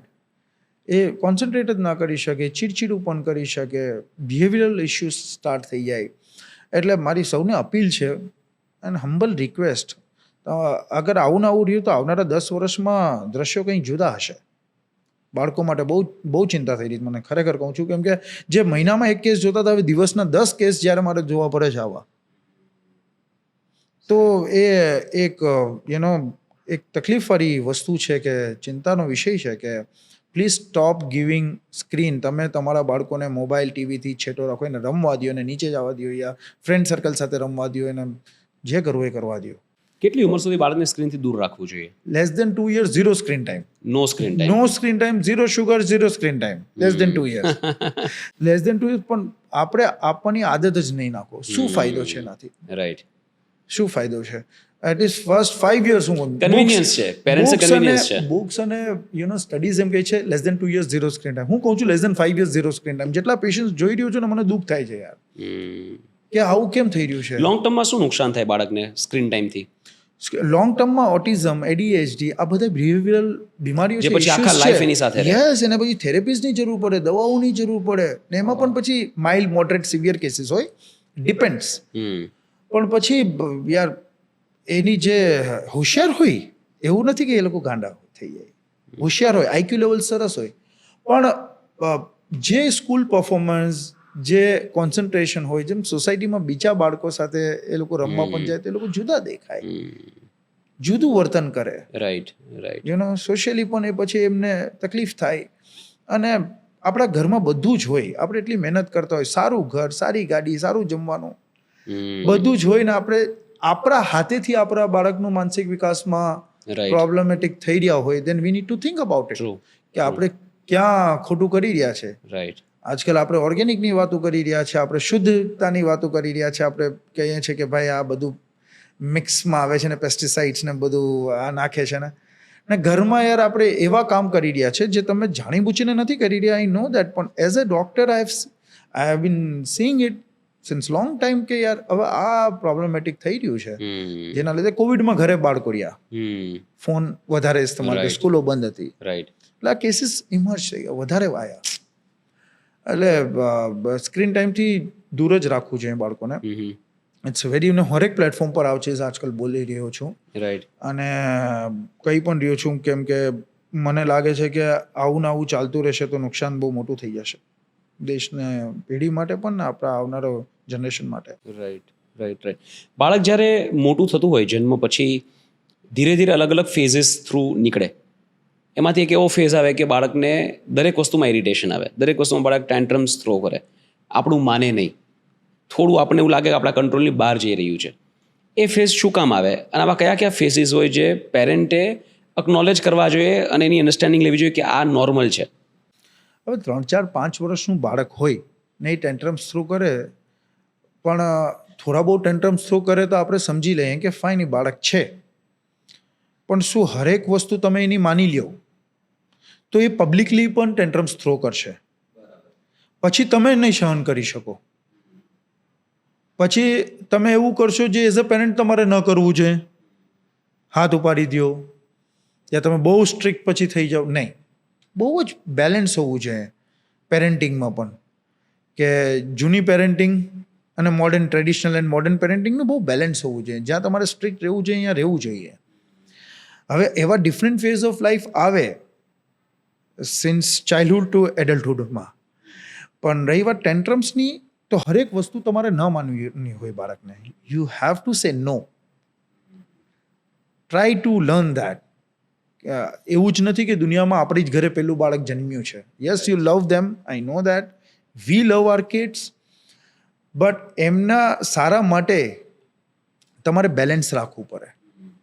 સાવ ટ્રેડિશનલ મેથડ પણ ન ચાલે, એમાં થોડુંક મોડર્ન મિક્સ કરો, પણ 60% ટ્રેડિશનલ હોવું જોઈએ, 40% જ મોડર્ન રાખો. બરાબર. આપણે એની વાત કરીએ, મોડર્ન પેરેન્ટિંગ અને ટ્રેડિશનલ પેરેન્ટિંગ, આ બંનેમાંથી શું લેવું જોઈએ અને શું ન લેવું જોઈએ? મોડર્ન પેરેન્ટિંગમાં શું ખોટું છે, શું સાચું છે, અને સિમિલરલી ટ્રેડિશનલ પેરેન્ટિંગ એની વાત કરીએ. બંનેનું મિક્સચર લેવું જોઈએ. હમ ટ્રેડિશનલ પેરેન્ટિંગ શું હતી કે બહુ જ સ્ટ્રિક્ટ, વધારે ભાવ નહોતા આપતા, જમવાનો સમય થાય એટલે જમી લ્યો, રાઈટ બાકી નહીં મળે, મમ્મી પછી કામમાં લાગી જશે, પપ્પા તો કામમાં જ હોય, રાઈટ ઓકે, એટલે પછી નહીં મળે કેમ કે મમ્મીને બીજા ઘણા બધા કામ હોય. રાઈટ ને પહેલે એકાદ બાળક નહોતા, હરેકના ઘરમાં 3, 4, 5 બાળકો હતા, ટ્રુ એટલે એકને એક પર જ ધ્યાન નહોતું, રાઈટ બીજાઓને પણ સંભાળવાના હતા, એ લોકોને મોટા કરવાના હતા, રાઈટ એટલે એમાં થોડીક લાઈફ ડિસિપ્લિન હતી. લોકો મા બાપને એકદમ ગ્રાન્ટેડ નહોતા લેતા. હવે જે મોડર્ન પેરેન્ટિંગમાં છે ને, એમાં એટલું ઓવર પ્રોટેક્ટિવ, બાળકને એક નાજુક ફૂલની જેમ રાખે છે લોકો, કે પડવું ના જોઈએ, એને જે એક રમકડું કહે તો 2 આપો, ટ્રુ એને કંઈ પણ ના, જે મોઢામાંથી નીકાળે એના પહેલાં આપી દો. એનાથી હવે એનું જે ગ્રોઈંગ ફેઝ, એનું જે મેન્ટલ ફેઝ છે, એ નથી સમજવાનું કે what is right and what is wrong. એને તો વન વે જ ચાલે કે મને જે જોઈએ એ જોઈએ. એને સમજાવવાનું કામ એક પેરેન્ટનું છે. ન સમજે તો તમારે એને ઇગ્નોર કરવું જોઈએ. અચ્છા, યસ, રડવા દેવાનું. યસ, ઇગ્નોર કરો, ત્યાંથી હટી જાઓ. તમારે હરેક વસ્તુ, હવે મોટા છોકરા, હવે તમે બચપનથી જ એવી રીતના તમે એને રાખો ને પછી સડનલી પેરેન્ટ્સ બની જાય સ્ટ્રિક્ટ, જ્યારે 8મા 9મા 10મામાં આવે એટલે પછી એ મોડર્ન પેરેન્ટિંગમાંથી શિફ્ટ થાય ટ્રેડિશનલમાં, ત્યાં ઝટકો લાગે, ત્યાં પછી બેલેન્સ વિખાય, ત્યાં પછી બચ્ચા એક્સેપ્ટ ના કરી શકે, યાર મમ્મી પપ્પાને અચાનકથી શું થઈ ગયું, સમજાઈ ગયું. સો એ મિક્સચર છે ને ટ્રેડિશનલ અને મોડર્ન પેરેન્ટિંગનું પહેલાંથી જ હોવું જોઈએ. જ્યાં ખીજાવવું જોઈએ ત્યાં ખીજાવવું જ જોઈએ. બચ્ચા તમારાથી પ્રેમ પણ બહુ કરવા જોઈએ, ને એને ખબર હોય કે કંઈ ખરાબ કરીશ તો મમ્મી પપ્પા નારાજ પણ બહુ થશે, તો એમને એ અહેસાસ પણ થવો જ જોઈએ. સો હું કહીશ કે બંનેનું મિક્સચર હોવું જોઈએ, એ બેલેન્સમાં હોવું જોઈએ. Don't be two over protective. અને આપણે છોકરાઓ એવી રીતના ઉછળવાના છે કે તમે ન પણ રહ્યો ને જ્યારે સોસાયટીમાં જશે, દુનિયામાં જશે, વર્લ્ડમાં જશે, તો એ ચેલેન્જીસને એક્સેપ્ટ કરવા જોઈએ. એની માટે ચેલેન્જીસ ફેસ કરવા દેવા પડશે. એક્ઝેક્ટલી. બધી રીતે પછી પ્રોટેક્શન ના આપી શકો. તમે ડિપેન્ડન્ટ તમારા પર જ રાખો તો તમે એનું કોન્ફિડન્સ લેવલ જ તોડી નાખો છો. True true. એ ક્યારે શીખશે? Because world is not like your home. World is cruel, sometimes ruthless, as I say, and challenging. તો જ્યારે દુનિયામાં આપણું બાળક જાય ત્યારે એને હરેક પરિસ્થિતિનો સામનો કરવા માટે એ તૈયાર હોવું જોઈએ. ત્યારે મમ્મા કે પપ્પા યાદ ન આવવા જોઈએ. આપણી ઘરની કન્ડિશન ગમે તેવી હોય, રાઈટ, પણ એ પોતાના પગ ઉપર એને એક ઈચ્છા શક્તિ થવી જોઈએ કે મારે કંઈ કરવું છે ને હું કરી શકીશ. એ કોન્ફિડન્સ ત્યારે જ આવે ત્યારે તમે બચપનથી જ એને એવી રીતના મોટો કર્યો હોય. રાઈટ. આપણે ફોરેનમાં જોઈએ પેરેન્ટ્સ બાળકો સાથે નાના બાળકો સાથે 2.5-3 વર્ષના બાળકો સાથે એડલ્ટ્સની જેમ વાત કરતા હોય, એમની લેવલ પર આવીને નીચે બેસે and they have a conversation with them. Right. મેં એક દ્રશ્ય જોયેલું. હું લંડનમાં આઈ વોઝ સાયકલિંગ અને પેલી બાજુ એક લેડી એના 2 બાળકો સાથે, એક થોડું મોટું હતું 4-5 વર્ષનું ને એક બહુ નાનું હતું. And the smaller kid wanted to cross the road અને હજી લાઇટ નથી થઈ એની ગ્રીન સિગ્નલ નહોતી આવી અને હું આ બાજુ સાયકલમાં ઊભો હતો અને એ લેડી નીચે બેઠી એના બેબી પાસે અને કીધું કે જો સામે લાઇટ છે ને એ જ્યારે ગ્રીન થાય ને ત્યારે જ આપણે ચાલવાનું, એ પહેલાં નહીં ચાલવાનું. એટલે મને થયું આ બાળકને સમજાતું હશે તો કઈ ઉંમરે બાળક સાથે આવી રીતે વાતચીત કરવાની શરૂ કરવી જોઈએ? 3 વર્ષનું થાય ત્યારથી જ ચાલુ કરી દેવાનું. તમે એમ જ વિચારો કે એ મોટું થઈ ગયું. બરાબર. એવી રીતના જ કોન્વર્ઝેશન. તમે બહુ સારું એક્ઝામ્પલ આપ્યું. યસ, વેસ્ટર્ન કન્ટ્રીઝમાં કલ્ચર છે, દે સિટ વિથ ધેર ચિલ્ડ્રન અને કોઈ પણ નાની મોટી વસ્તુ પણ જતી હોય ને તો આપણી અહીંયા શું છે, ખાલી શીખવું એટલે સ્કૂલ જ છે, પણ સૌથી મોટી સ્કૂલ ઘર છે. ટ્રુ. એ આપણે ભૂલી જઈએ છીએ. આપણે એટલો સમય નથી ફાળવી શકતા. ને આપણે બાળકને શું છે કે હવે મોડર્ન પેરેન્ટિંગમાં એવું નથી, પણ આપણા સમયે તો એવું હતું કે બાળક છે તને ના ખબર પડે. સમજાણું? કોઈ એવા ડિસ્કશનમાં બાપા સાથે બાપા પાસે જવા માટે પણ આપણને થોડુંક તો ડર લાગતો હતો. રાઈટ. હવે શું પૂછી લેવું. તો પણ યસ, આ બહુ જ સારી વસ્તુ છે કે they have brain which is growing. એ દુનિયામાં જે વસ્તુઓ છે એ શીખવા માટે એકદમ તૈયાર છે, રો. તો તમે જ્યારે એમની સાથે બેસો, જે વસ્તુ તમે જોઈ રહ્યા હોય કે આ કાર છે, ભલે એને જેટલું સમજાય એ કોન્વર્ઝેશન થવી જોઈએ. એ ત્યારથી જ શીખે. રાઈટ. પછી ના શીખી શકે. રાઈટ. એટલે જે એ લોકોનું કલ્ચર છે ને કે બચપનથી જ શીખે એટલે પછી એની હેબિટ જ બની જાય કે હવે સિગ્નલ આવશે તો જ મારે ચાલવાનું છે. હવે આપણી અહીંયા તો પકડવા પડે કે ત્યાં ભાગી જશે. રાઈટ. પણ એમનું થોડુંક એવું કલ્ચર છે કે પહેલાથી જ થોડુંક એમની સાથે કોન્વર્સેશન કરીને એમને લાઈફના જે પર્સપેક્ટ છે એ શીખવાડે પહેલાથી જ. રાઈટ.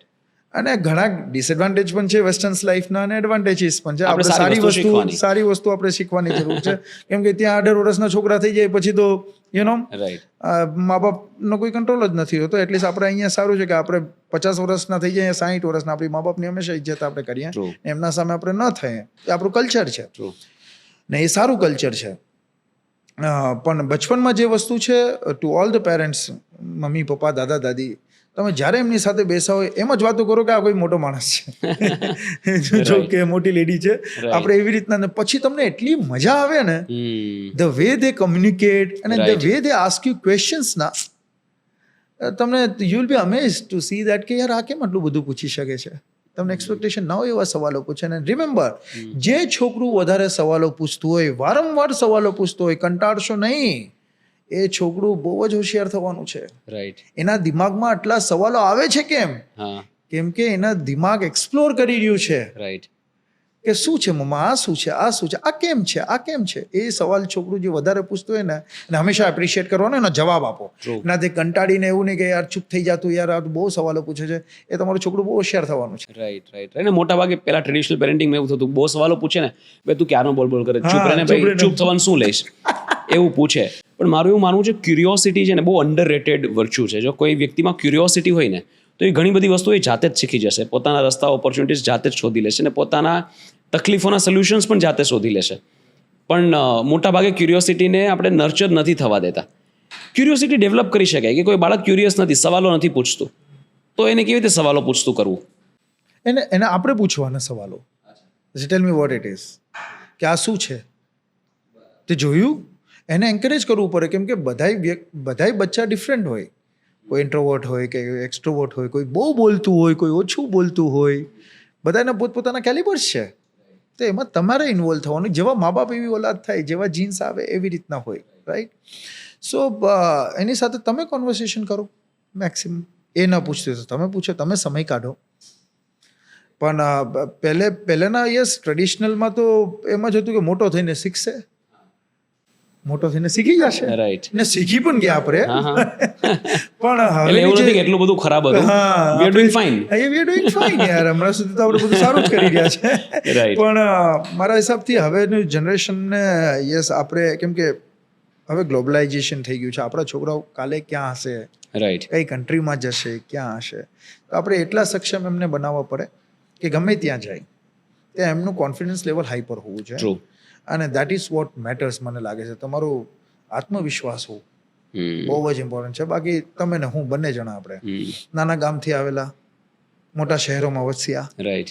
અને પછી કામ કર્યું નામ બનાવ્યું આ બધું શું કામ કે એક તો વી હેડ દેટ કાઇન્ડ ઓફ કોન્ફિડન્સ અમારામાં એ મતલબ આપણામાં એ હતું આત્મવિશ્વાસ કે અમે કરી શકશું કરવાની ઈચ્છા છે હવે સપના જોયા હતા જોવા જ જોઈએ બધાને સપના હસશે લોકો એનાથી છેટાડીઓ જ્યારે તમે સપના જોતા હોય કે કંઈ ઉમ્મીદ રાખતા હોય ને તમે એક કંઈક એવું કામ કરતા હોય જો તમારી આસપાસ એવું એન્વાયરમેન્ટ હોય કે એ લોકો હશે કે શું કરી રહ્યો છે દેન એ તમારા મિત્ર નથી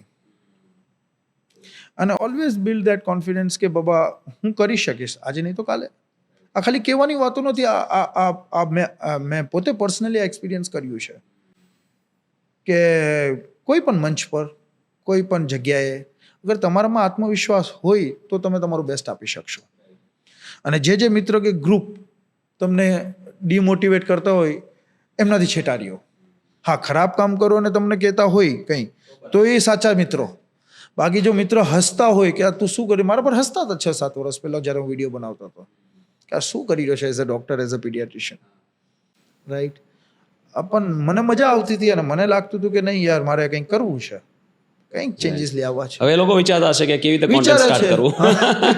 વિચારે છે ને ઘણા લોકો તો મારી જ ફિલ્ડના લોકોને નથી પણ પસંદ આવતું કે આ કેમ થઈ ગયું પણ હવે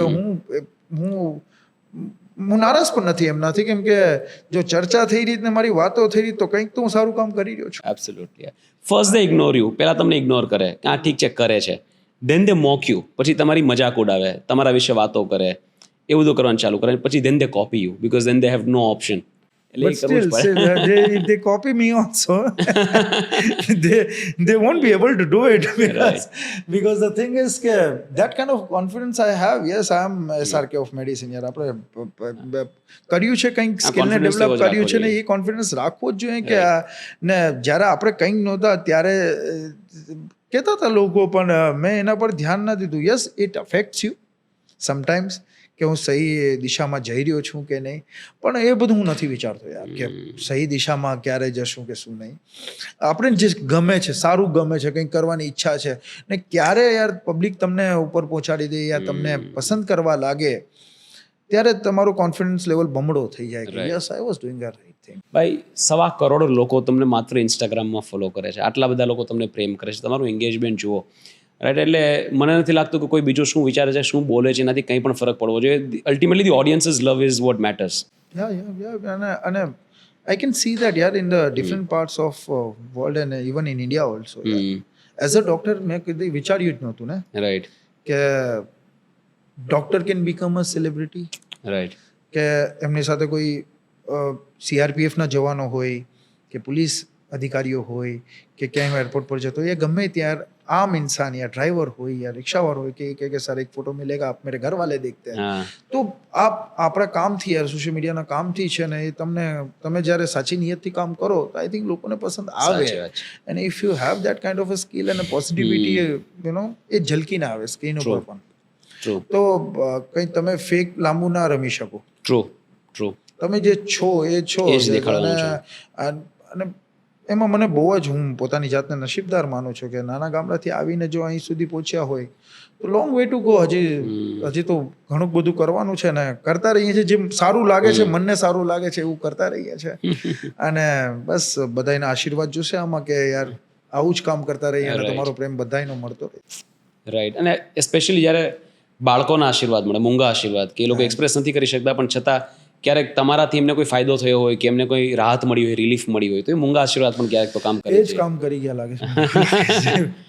રાઈટ, એ જ કામ કરી ગયા છે. મહેનત બધા જ કરે છે, બધા જ સ્ટ્રગલ કરે છે પણ યસ દુઆઓ અને આશીર્વાદની જરૂર હંમેશા પડતી હોય છે તો મને તો લાગે છે કે એ લોકોના જ આશીર્વાદ મને લાગ્યા છે અને સદાય રહે એવી ઉપરવાળાથી કામના કરું છું કે યાર હું એવી જ દિશામાં, કેમ કે આ બધા જે આંકડા છે સોશિયલ મીડિયાના એ દિમાગ પર હું રાખતો નથી. રાઈટ. કેમ કે એ રાખશું તો મુશ્કેલ થઈ જશે, પછી હું જે છું એ નહીં રહું. સાચી વાત છે.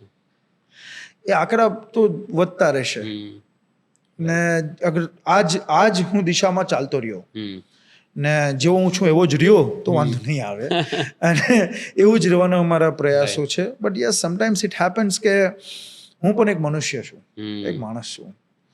મને અમુક વાર ગુસ્સો આવી જાય, આપણને અમુક વાર એવું થઈ જાય કે યાર હા, બટ એ મારા લેવલ પર કે એઝ અ ડૉક્ટર મારે ન કરવું જોઈએ એવું પણ મારાથી અમુક વાર થઈ જાય છે, જે મારી વીકનેસ છે. Let me tell you this, anger આ બધાને લાગતો છે હંમેશા હસતા જ હશે, નહીં.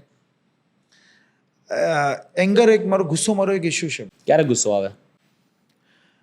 અત્યારે તો હું બહુ જ કંટ્રોલ કરું છું, પણ મને ત્યારે ગુસ્સો આવે જ્યારે એક તો લોકો વ્યવસ્થિત કામ ના કરે, પોતાના કામમાં સિરિયસ ના હોય.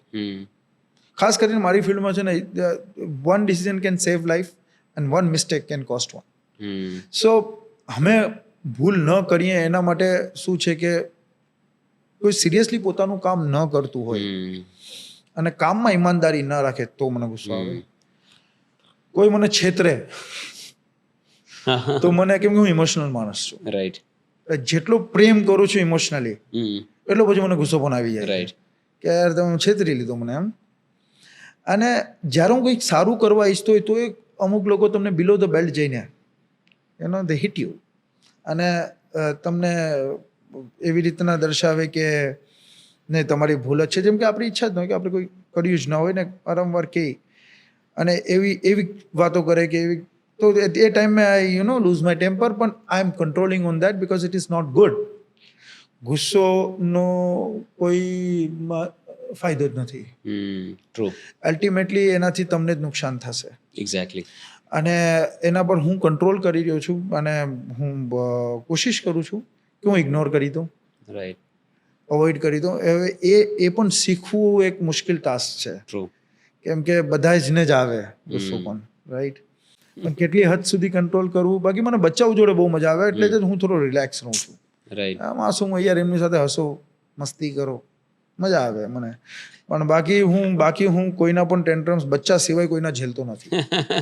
ઝેલવા પણ ન જોઈએ. હા, હવે ખાનદાની છે કે ખબર નહીં, બાપ દાદા ખેડૂત હતા, એના ખેડૂતના પુત્રને તમને ખ્યાલ જ છે કે એ સૂકો રોટલો અને પ્યાજ ખાઈ લે, પણ એના સ્વાભિમાન પર જ્યારે વાત આવે, સાચી વાત છે, ત્યારે ખેડૂતની પણ એવું જ રહે છે ને મારું પણ એવું જ છે કે ભાઈ એ હવે રૂટ્સ છે એવા કે ન સહન થાય ગમે તે. પછી વીવીઆઈપી કલ્ચર પણ હોય ને, એ મને એમ કે તો હું નથી માનતો ભાઈ, કેમ કે હું રિક્ષાવાળાને પણ એટલી જ ઇજ્જત આપું છું જે, હા, ને કોઈ વધારે મને બિલો ધ બેલ્ટ જાય તો પછી મારાથી સહન નથી થતું ને પછી એવું કંઈક થઈ જાય મારાથી જે મને ન કરવું જોઈએ.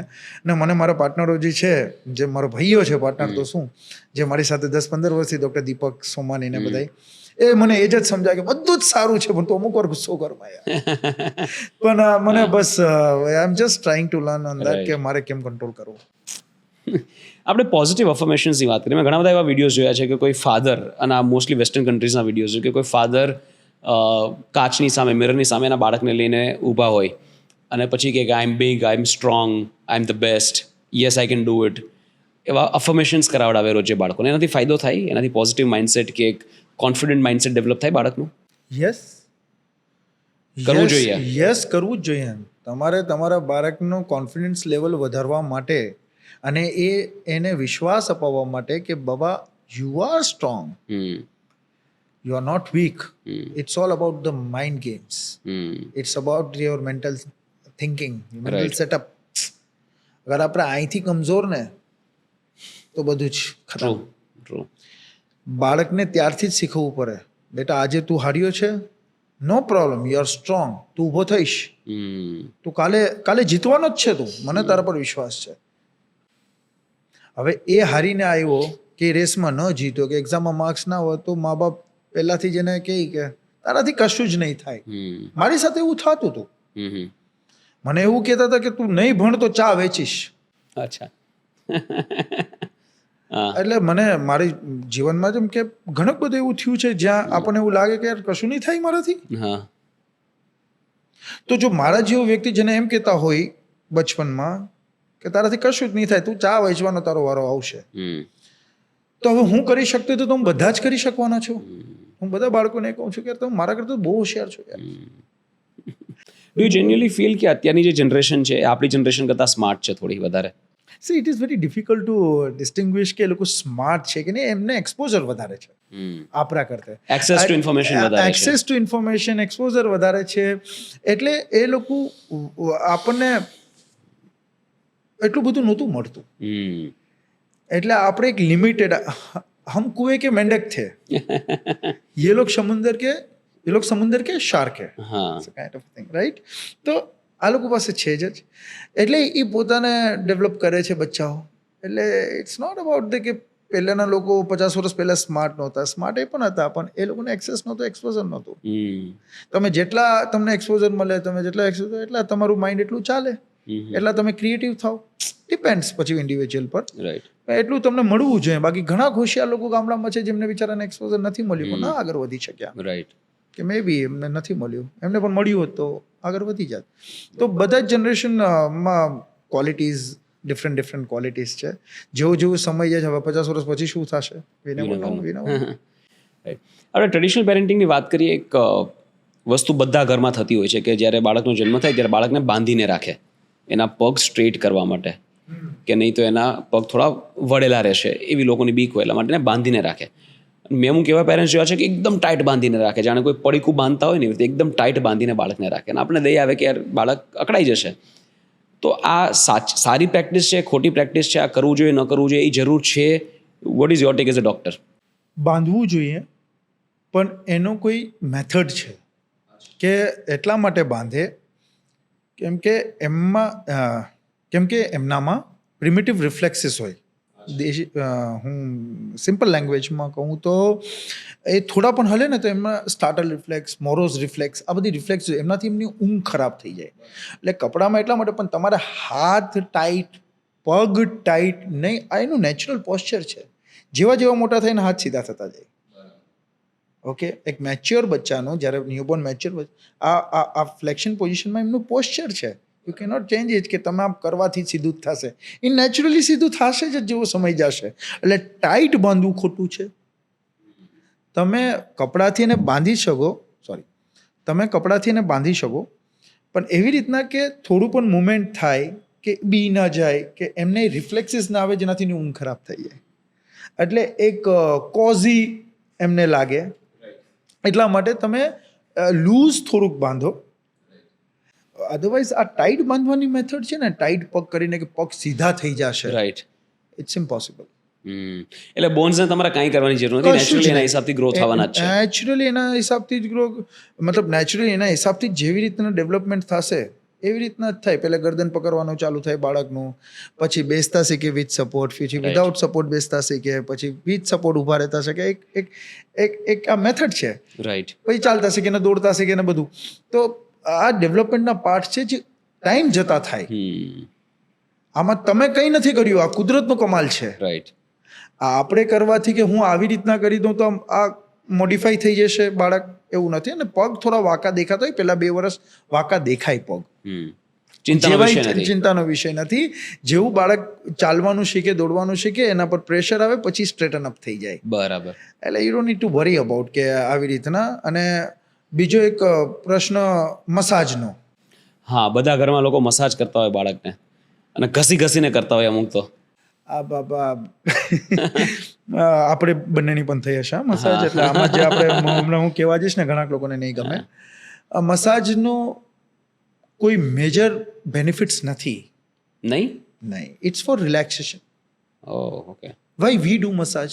આજે તમને શોલ્ડર ઇન્જરી હશે તો મસાજ કરાવશો? ના, એની ટ્રીટમેન્ટ થાય.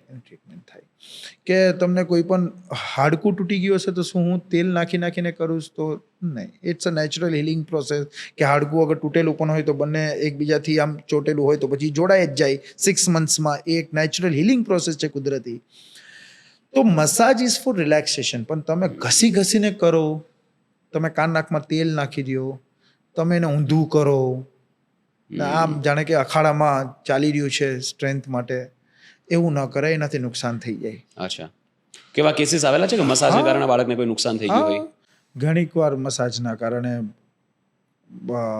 ઇન્જરી થઈ ગઈ છે. હા, ઇન્જરી થઈ ગઈ છે બાળકને. અને શું લોકો કરે છે કે પેશાબની જગ્યાએ પણ તેલ નાખીને, હજી તો બાળક પેદા થયું હોય ને ચામડી નીચે કરવાની કોશિશ કરે, કાન નાકમાં તેલ નાખે કે સાફ થઈ જશે. તેલ કેમ સાફ કરી શકે? અહીંયા સામગ્રી જમ્સ લાગે, એની બોડી પર આખો દિવસ તેલ રહી તો આખા દિવસમાં બધું એને ચોટે, ગંદકી રહી, ઇન્ફેક્શન લાગવાના ચાન્સીસ છે. તો મસાજ ઇઝ ફોર રિલેક્સેશન એક લક્ઝરી છે. આપણે જ્યારે રિલેક્સ થવા જઈએ તો ચલો મસાજ થોડું સરસ લાગે. Yes, it improves your lymphatic drainage ને એ બધું તો સરસ છે જ, ફાયદા છે, પણ એનો તરીકો એટલે અમે એમ કહેતા હોય કે યાર મસાજ તમારે હલકા હાથેથી તમે કરો, ઘરના લોકો જ કરે, નવડાવતા પહેલે કરાવી નાખો. યુદ્ધની જેમ કરવાની જરૂર નથી. યુદ્ધની જેમ કરવાની જરૂર નથી. તમે હલકા હાથે મસાજ કરો, કોઈ પ્રોબ્લેમ નથી. પછી બાળકને નવડાવીને મસ્ત એમને સારી ઊંઘ પણ આવી જાય. પણ જેમ આ કુંફુ કરાટે ચાલે છે એ ખરખોટું છે યાર, એનાથી નુકસાન થઈ જાય. બીજી એક વસ્તુ, લોકો કાજલ કરતા હોય બાળકને કે આનાથી આંખ મોટી થશે કાજલ કરવાથી.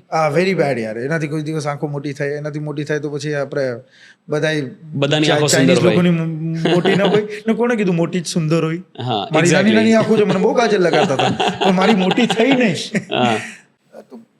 નાની હોય કે મોટી આંખો હોય, બચ્ચા સારા જ લાગે જેવા મા બાપ છે એવા. પણ કાજલથી આ નેઝોલેક્રિમલ ડક્ટ હોય ને, જ્યાંથી પાણી જતું રહે, આંખમાં જે પાણી બનતું હોય એ બ્લોક થઈ જાય. કાજલથી આંખમાં ઇન્ફેક્શન લાગે. અચ્છા. ને દેખાતા પણ સારા ન હોય કાજલ લગાડીને મને તો. એટલે જે નેચરલ સારા જે લાગતા હોય બાળકો એ વગર કાજલના જ લાગે. અમુક લોકો તો આઈબ્રો પણ કાજલથી બનાવી લે. એ તમે જોયું છે કે આઈબ્રો હોય નહીં, બાળકોના આઈબ્રો હોય જ નહીં. તો મેં કીધું હવે દાંત પણ લગાડી દો.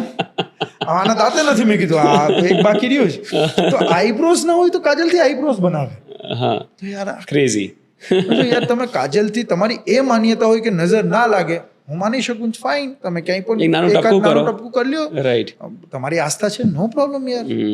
પણ તમે એમ કહો કે આંખો મોટી થઈ જશે ને આનું વિઝન સુધરી જશે ને આવું બધું કાજલથી ને, પાછી આર્ગ્યુમેન્ટ એ ચાલે. હું કહું કે નહીં સર, ઘર કા બનાવ્યો હોય, ઘરે જ બનાવેલું છે સાહેબ. અરે મેડમ, નથી નાખવાનું. ઘરનું બનાવેલું હોય કે ઇમ્પોર્ટેન્ટ હોય, કાજલ આપણે નથી નાખવાનું. અરે હાઇજેનિક એ નથી ને, તમે તમારા ધોયા વગરના હાથેથી બાળકને આંચન લગાડો છો. એક્સ્ટ્રા વસ્તુ કરવી, હા, આપણે એક્સ્ટ્રા વસ્તુ કરવાની જરૂર કઈ છે? નોર્મલ દૂધ પીવડાવું, હું બધા જ માતાઓને કહું છું, તમારું દૂધ, તમે સારું ખોરાક ખાઓ ડેઈલી. બાળકને પહેલા 10 દિવસ થઈ ગયા, એના પછી ડેઈલી બાળકને ઠંડી હોય ગરમી હોય તમારે નવડાવવાનું છે.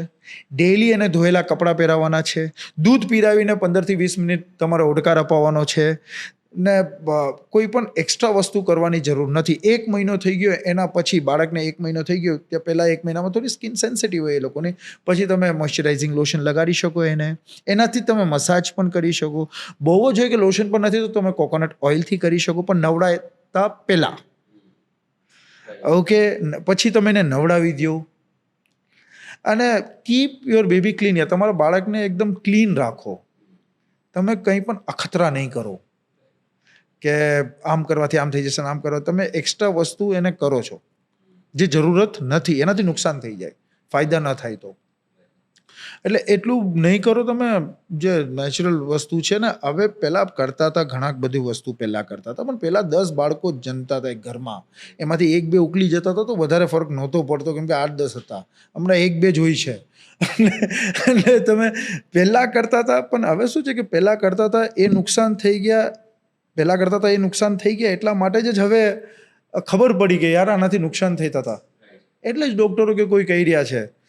બાકી એક આનો એક કાઉન્ટર સાઇડ પણ છે કે મોડર્ન પેરેન્ટિંગમાં અમુક લોકો એટલું બધું ઓવરડુ કરી નાખે છે, કારણ કે ઓનલાઈન બહુ બધી ઇન્ફોર્મેશન હોય. જે ન્યૂબોર્નની મધર્સ હોય ને, right, so for the first 2 years એમનું બેબી ગ્રોથ થતું, એમની પાસેથી તમને અલગ અલગ પ્રકારનું નોલેજ સાંભળવા મળે, કારણ કે કોન્સ્ટન્ટલી ઇન્સ્ટાગ્રામ પર એ જ કન્ઝ્યુમ થતું હોય. પેરેન્ટિંગ કોચ ને પીડિયાટ્રિશિયન્સને, I mean nothing wrong again pediatricians, but અલગ અલગ જગ્યાએથી એટલી બધી ઇન્ફોર્મેશન આવે ને they want to implement everything, right. તો મોડર્ન પેરેન્ટિંગમાં એવી કઈ વસ્તુઓ છે જે લોકો કરે છે જેને ન કરવી જોઈએ? તમે મોબાઈલમાંથી છે ને હરેક વસ્તુ સર્ચ કરવાની બંધ કરી દો. બરાબર. તમે સર્ચ કરશો એ દેખો, સપોઝ કરો કોઈ પણ એઆઈ ટૂલ છે. હવે તમે માર્કેટિંગમાં છો કે તમે પોડકાસ્ટિંગમાં છો કે તમે બિઝનેસમાં છો, રાઈટ? સો તમે જે કોઈ પણ સવાલો નાખશો એનો જે જવાબ આવશે એ તમે અલગ તરીકે ઇન્ટરપ્રેટ કરી શકશો ને હું મારી રીતના ઇન્ટરપ્રેટ કરીશ. બરાબર. જવાબ એઆઈનો જવાબ બની શકે કે એઆઈનો સાચો હોય, રાઈટ. પણ ઇન્ટરપ્રિટેશન તમે તમારા હિસાબથી કરશો. તમારા હિસાબથી કરશો. હવે તમને ખબર છે આમાંથી મારે કઈ વસ્તુ લેવી ને કઈ ન લેવી, કેમ કે તમને એનું નોલેજ છે, વર્ષોનો અનુભવ છે, રાઈટ. ને તમને શું જોઈએ છે ને તમારે શું મગજમાં ક્વેશ્ચન હતો કે તમારે એનું ક્લેરિફિકેશન જોઈએ છે. હવે હું એઝ અ ડોક્ટર એ જ વસ્તુ તમે જે ટાઈપ કરી એમાં મને ઇન્ફોર્મેશન મળશે તો હું કન્ફ્યુઝ થઈ જઈશ.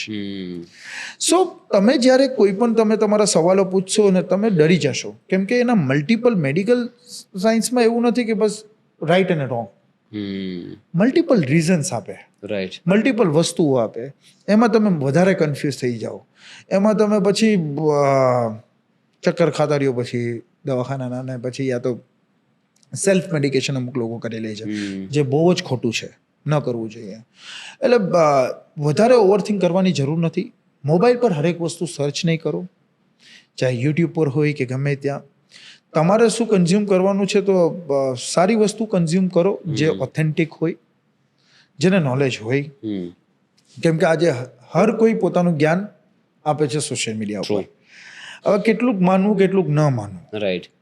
ઠીક છે તો ઠીક છે, for entertainment purpose is fine યાર, પણ બહુ we need to think about it. આપણે બહુ જ સમજદારીથી વિચારવું જોઈએ કે આપણે કઈ વસ્તુ એક્સેપ્ટ કરવી છે ને કઈ વસ્તુ નથી કરવી.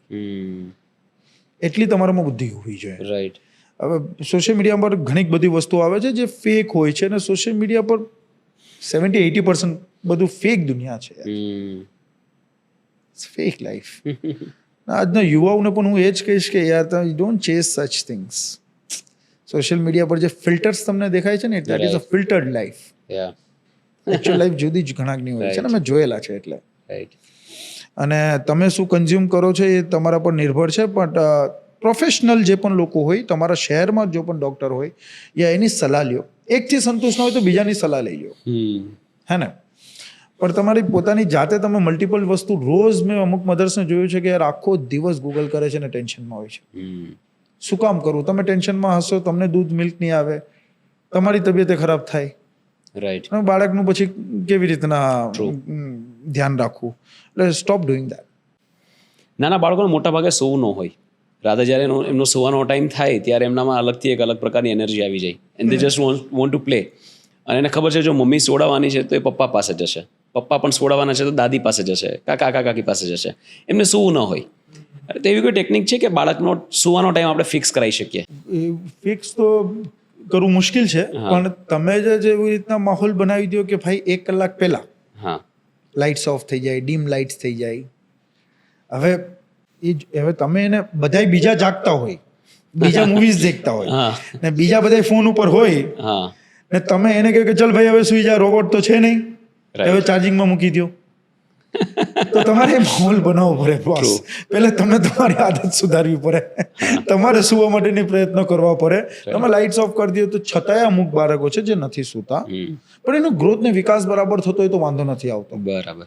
બાકી you need to C your paediatrician કે ભાઈ અમે બધાય તો સુવા જઈ રહ્યા છે છતાંય આ નથી સૂતો 3 વાગ્યા સુધી. દેન પીડિયાટ્રિશિયન ચેક કરીને કહે કે કોઈ પ્રોબ્લેમ્સ છે કે નહીં. જો એનો વિકાસ ન થતો હોય તો કોઈ પ્રોબ્લેમ નથી, બટ તમારે ઘરનું એવું એન્વાયરમેન્ટ કે નો સ્ક્રીન ટાઈમ, નથિંગ. આપણે જમીને પછી જ્યારે પણ 1-2 કલાક પછી સુવાના 1 કલાક પહેલા જ એવો માહોલ બની જાય કે આપણે બધાને સુઈ જવાનું છે, બધાને, ખાલી બાળકને નહીં. પછી તો એ દાદા દાદી જાગતા હોય કે કોઈ બીજું જાગતું હોય યા પપ્પા જાગતા હોય, જવાનો જ છે ને, એને સુવાનું ગમે નહીં, કેમ કે એની ઊંઘ પૂરી થઈ ગઈ હોય, બપોરના સુઈ ગઈ તો ગમે ત્યારે સુઈ જાય. એમ તો ફિક્સ હોય નહીં કે મારે નોકરીએ જવાનું છે કે કામે જવાનું છે કે ફોન ઉપાડવાના છે, તો ગમે ત્યારે સુઈ જાય ખાઈ પીને. એટલે એનું ફિક્સ ટાઈમ પર ફિક્સ કશું ના ચાલતું હોય, પણ એવું તમે માહોલ બનાવો ઘરનો તો ઊંઘી જાય. એટલે બાળકની સાથે તમારે પણ થોડું ડિસિપ્લિનમાં આવવું પડે, આવું જ તો બાળકની સ્લીપ સાયકલ ડિસિપ્લિનમાં આવે. ને આમે જે સ્કૂલ ગોઈંગ ચિલ્ડ્રન છે જે સવારના 6 વાગે 6:30 વાગે ઉઠે છે યાર, એમની મિનિમમ 8 hours ની સ્લીપ હોવી જોઈએ. કેટલા કલાક? 8 to 9 hours ની, જે સ્કૂલ ગોઈંગ ચિલ્ડ્રન. બરાબર. 8 to 9 hours ની સ્લીપ હોવી જ જોઈએ. એટલે એ 6 વાગે ઉઠતા હોય તો તમારે એને 9 વાગે રાતના સુવડાવી જ દેવા પડે. બરાબર.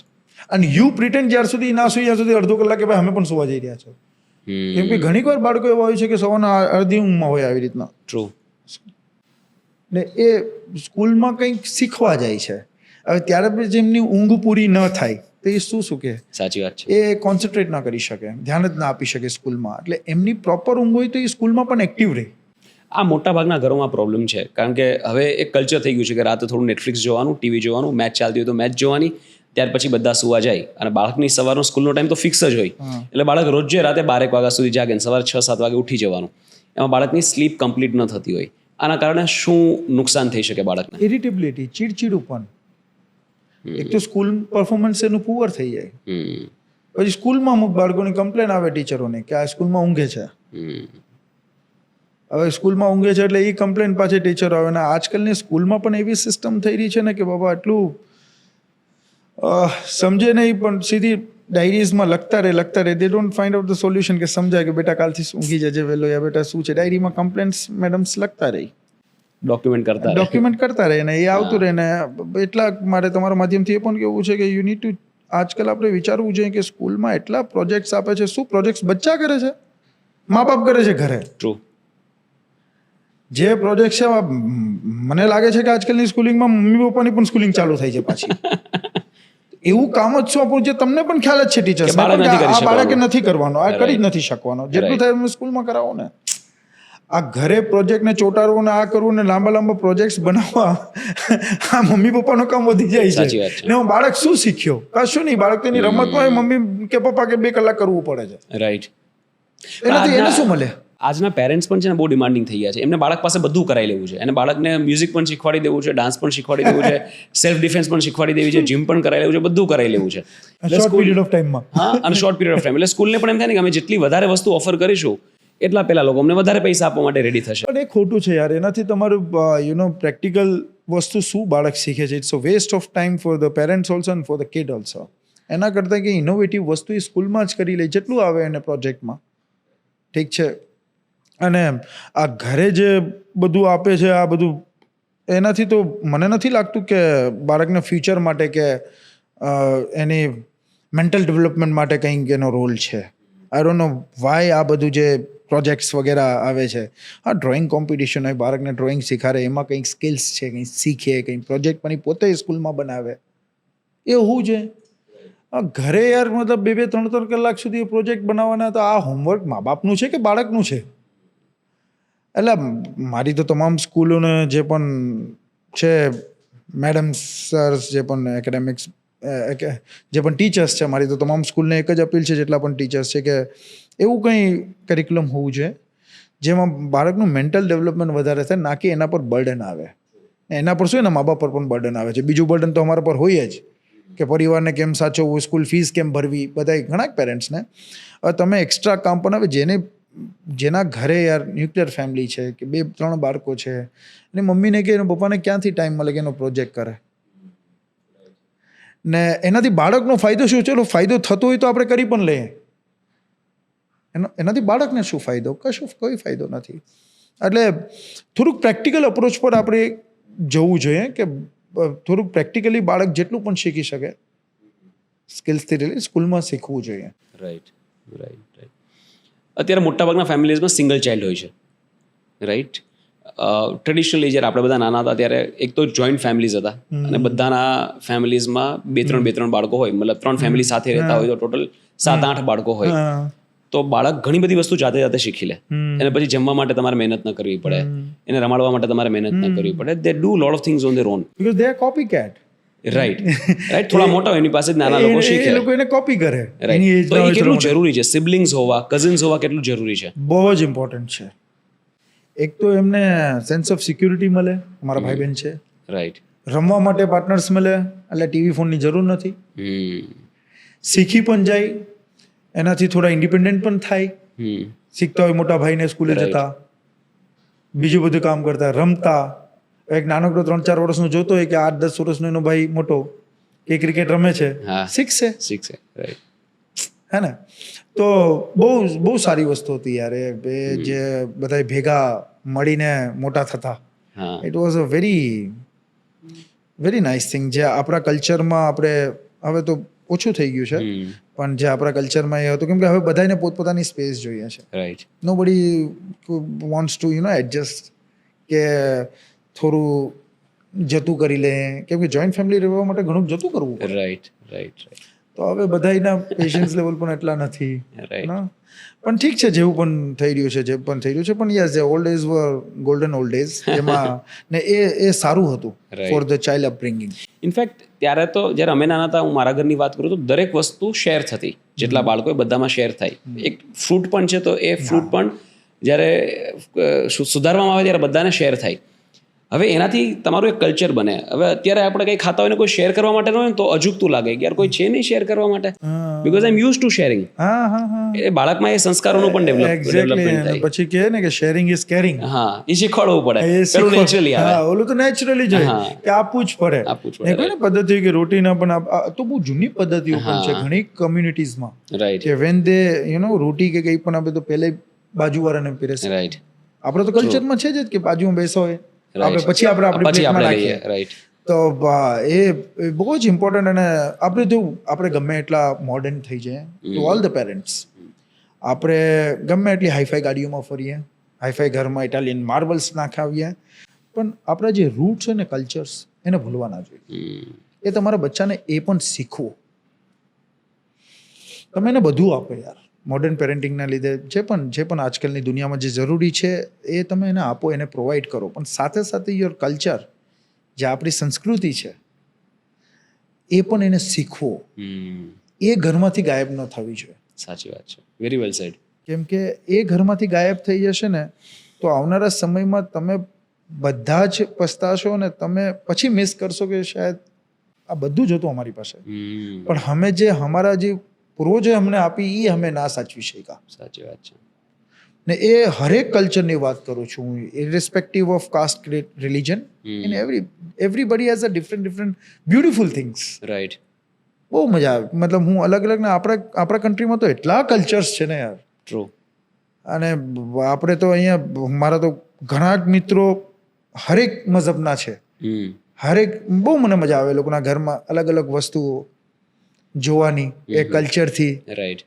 ગામડામાં જે યાનું એક અલગ કલ્ચર હોય, એ મને જોવાની અને ફીલ કરવાની બહુ મજા આવે. એટલે આઈ જસ્ટ એન્જોય ઇટ.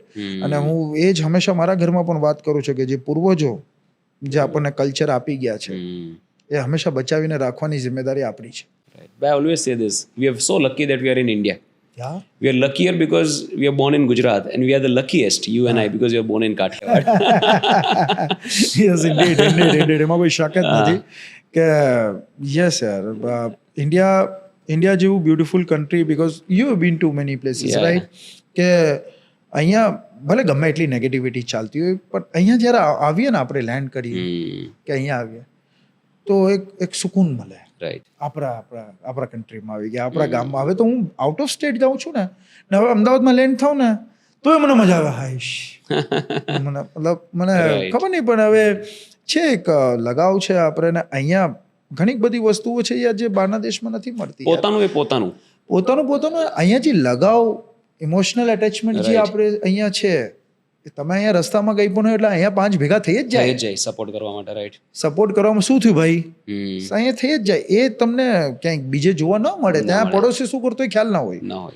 હાલાકી તમારે પણ વધારે ઇન્ટરફિયર ના કરવું જોઈએ કે પડોશી શું કરી રહ્યો છે, પણ એટલીસ્ટ દુઃખ સુખમાં પણ યાર ત્યાં બહારના લોકોને ખબર જ ન હોય કે આપણે બીમાર છે કે શું છે, કોઈ પૂછવા વાળું ના, નામે નથી ખબર હોતી, નામે ખબર નથી હોતી, શું કામ કર્યું છે એ ખબર નથી હોતી. ને અહીંયા તો શું છે કે આપણે કંઈ સારી ડિશ બનાવીએ એટલે પડોશીમાં જાય, રાઈટ, નેબર્સમાં જાય કે અમે આજે કંઈક નવું થયું તો ન્યૂઝ શેર કરે, એકબીજા બેસે. ને ગામડામાં તો બધા રોજ સાંજના બેસતા, રાઈટ, ઓટલે. તો એ જે પ્રથા છે એ બહુ જ બ્યુટીફુલ છે અને એવું જ હોવું જોઈએ. ભાઈ, તમે એડિક્શનની વાત કરી આ કોન્વર્ઝેશનમાં કે એડિક્શનને કારણે ઘણીવાર બાળકો પર પણ ખરાબ અસર પડે છે. જ્યારે એના મા બાપ એડિક્શનમાં ઇન્વોલ્વ હોય, કોઈ સિગરેટ સ્મોક કરતું હોય, કે કોઈ ડ્રિંક કરતું હોય, કે કોઈને ડ્રગનું એડિક્શન હોય, અને હવે આપણને જોવા મળે છે કે નાના બાળકો પણ જે કોલેજમાં ભણતા હોય કે 11મા 12મામાં હોય સ્કૂલમાં, ને એ લોકો પાસે પોકેટ મની હોય છે ડિસ્પોઝેબલ ઇન્કમને કારણે, તો એ લોકો પણ ક્યારેક એડિક્શનના રવાડે ચડી જતા હોય છે. આ કેવી રીતે અટકાવવું? બાળકને કેવી રીતે તમારે ઉછેર આપવો કે જેનાથી એડિક્શનથી દૂર રહે? પહેલાં તો હરેક વાતની છે ને ડિસ્કશન ઘરમાં થવી જોઈએ. આજકાલ છે ને પ્રોબ્લેમ ઇઝ કે આજકાલ નહીં પહેલાંથી જ કે આપણા બચ્ચા થોડાક મોટા થાય ને તો we do not discuss the things જે સર્ટન સિરિયસ થિંગ્સ છે પહેલાંથી જ ડિસ્કશન કરવી જોઈએ, એક્ઝામ્પલ્સ બતાવવા જોઈએ કે તમે ડ્રગ્સને રવાડીએ ચડશો, જે કે યુથમાં છે કોલેજીસમાં ને ત્યારે શું છે કે જવાનીનો નશો હોય, રાઈટ, ટ્રાય કરવું છે, ખાલી ટ્રાય તો છે, રાઈટ, એ એક ઝાડ છે. એ ટ્રાય કરવાના ચક્કરમાં પછી આદી થઈ જાય, એડિક્શન થઈ જાય, પછી છોડવું મુશ્કેલ થઈ જાય ને આખું પરિવાર એનાથી આખું પરિવાર બરબાદ થઈ જાય ને એમનું પોતાનું યુથ. મેં એવા જોયા છે મારા મિત્રોમાં પણ ને મેડિકલ કોલેજીસમાં પણ ઘણું સ્ટ્રેસફુલ લાઈફ હોય, અમે જોયેલું છે, બધું જ જોયેલું છે. પણ જ્યારે સમય જાય ને તો 10 વર્ષ પછી એમના જ મોઢે મેં સાંભળેલું છે કે યાર બહુ ખોટું હતું, કેમ આમાંથી નીકળ્યા હાઈશ. એટલે તમામ યુથને એ જ અપીલ છે કે એડિક્શનની રવાડીએ નહીં ચડશો. તમારી જે થોડીક મજા લેવાની છે ને એ સજા થશે. સાચી વાત છે. Try to avoid it. તમને એવું લાગશે કે આ કૂલ છે પણ ઇટ ઇઝ નોટ કૂલ. અને એનાથી તમે આખું તમારું માનસિક સંતુલન ખોઈ બેઠશો. આપણે સાયન્ટિફિકલી વાત કરીએ, જે તમે કીધું ને કે માનસિક સંતુલન, એ જ્યારે તમે ડ્રગ્સ લો છો તો એ કોઈ કેમિકલ છે, કોઈ ફોરેન એલિમેન્ટ તમારી બોડીમાં છે, શું કરે અંદર જઈને? It's a stimulants. જેમ કોકેન થઈ ગયું, MDMA થઈ ગયું, ઇટ્સ સ્ટિમ્યુલન્ટ્સ. એમ્ફેટામિન થઈ ગયું, પછી weed, alcohol, they all are સ્ટિમ્યુલન્ટ્સ.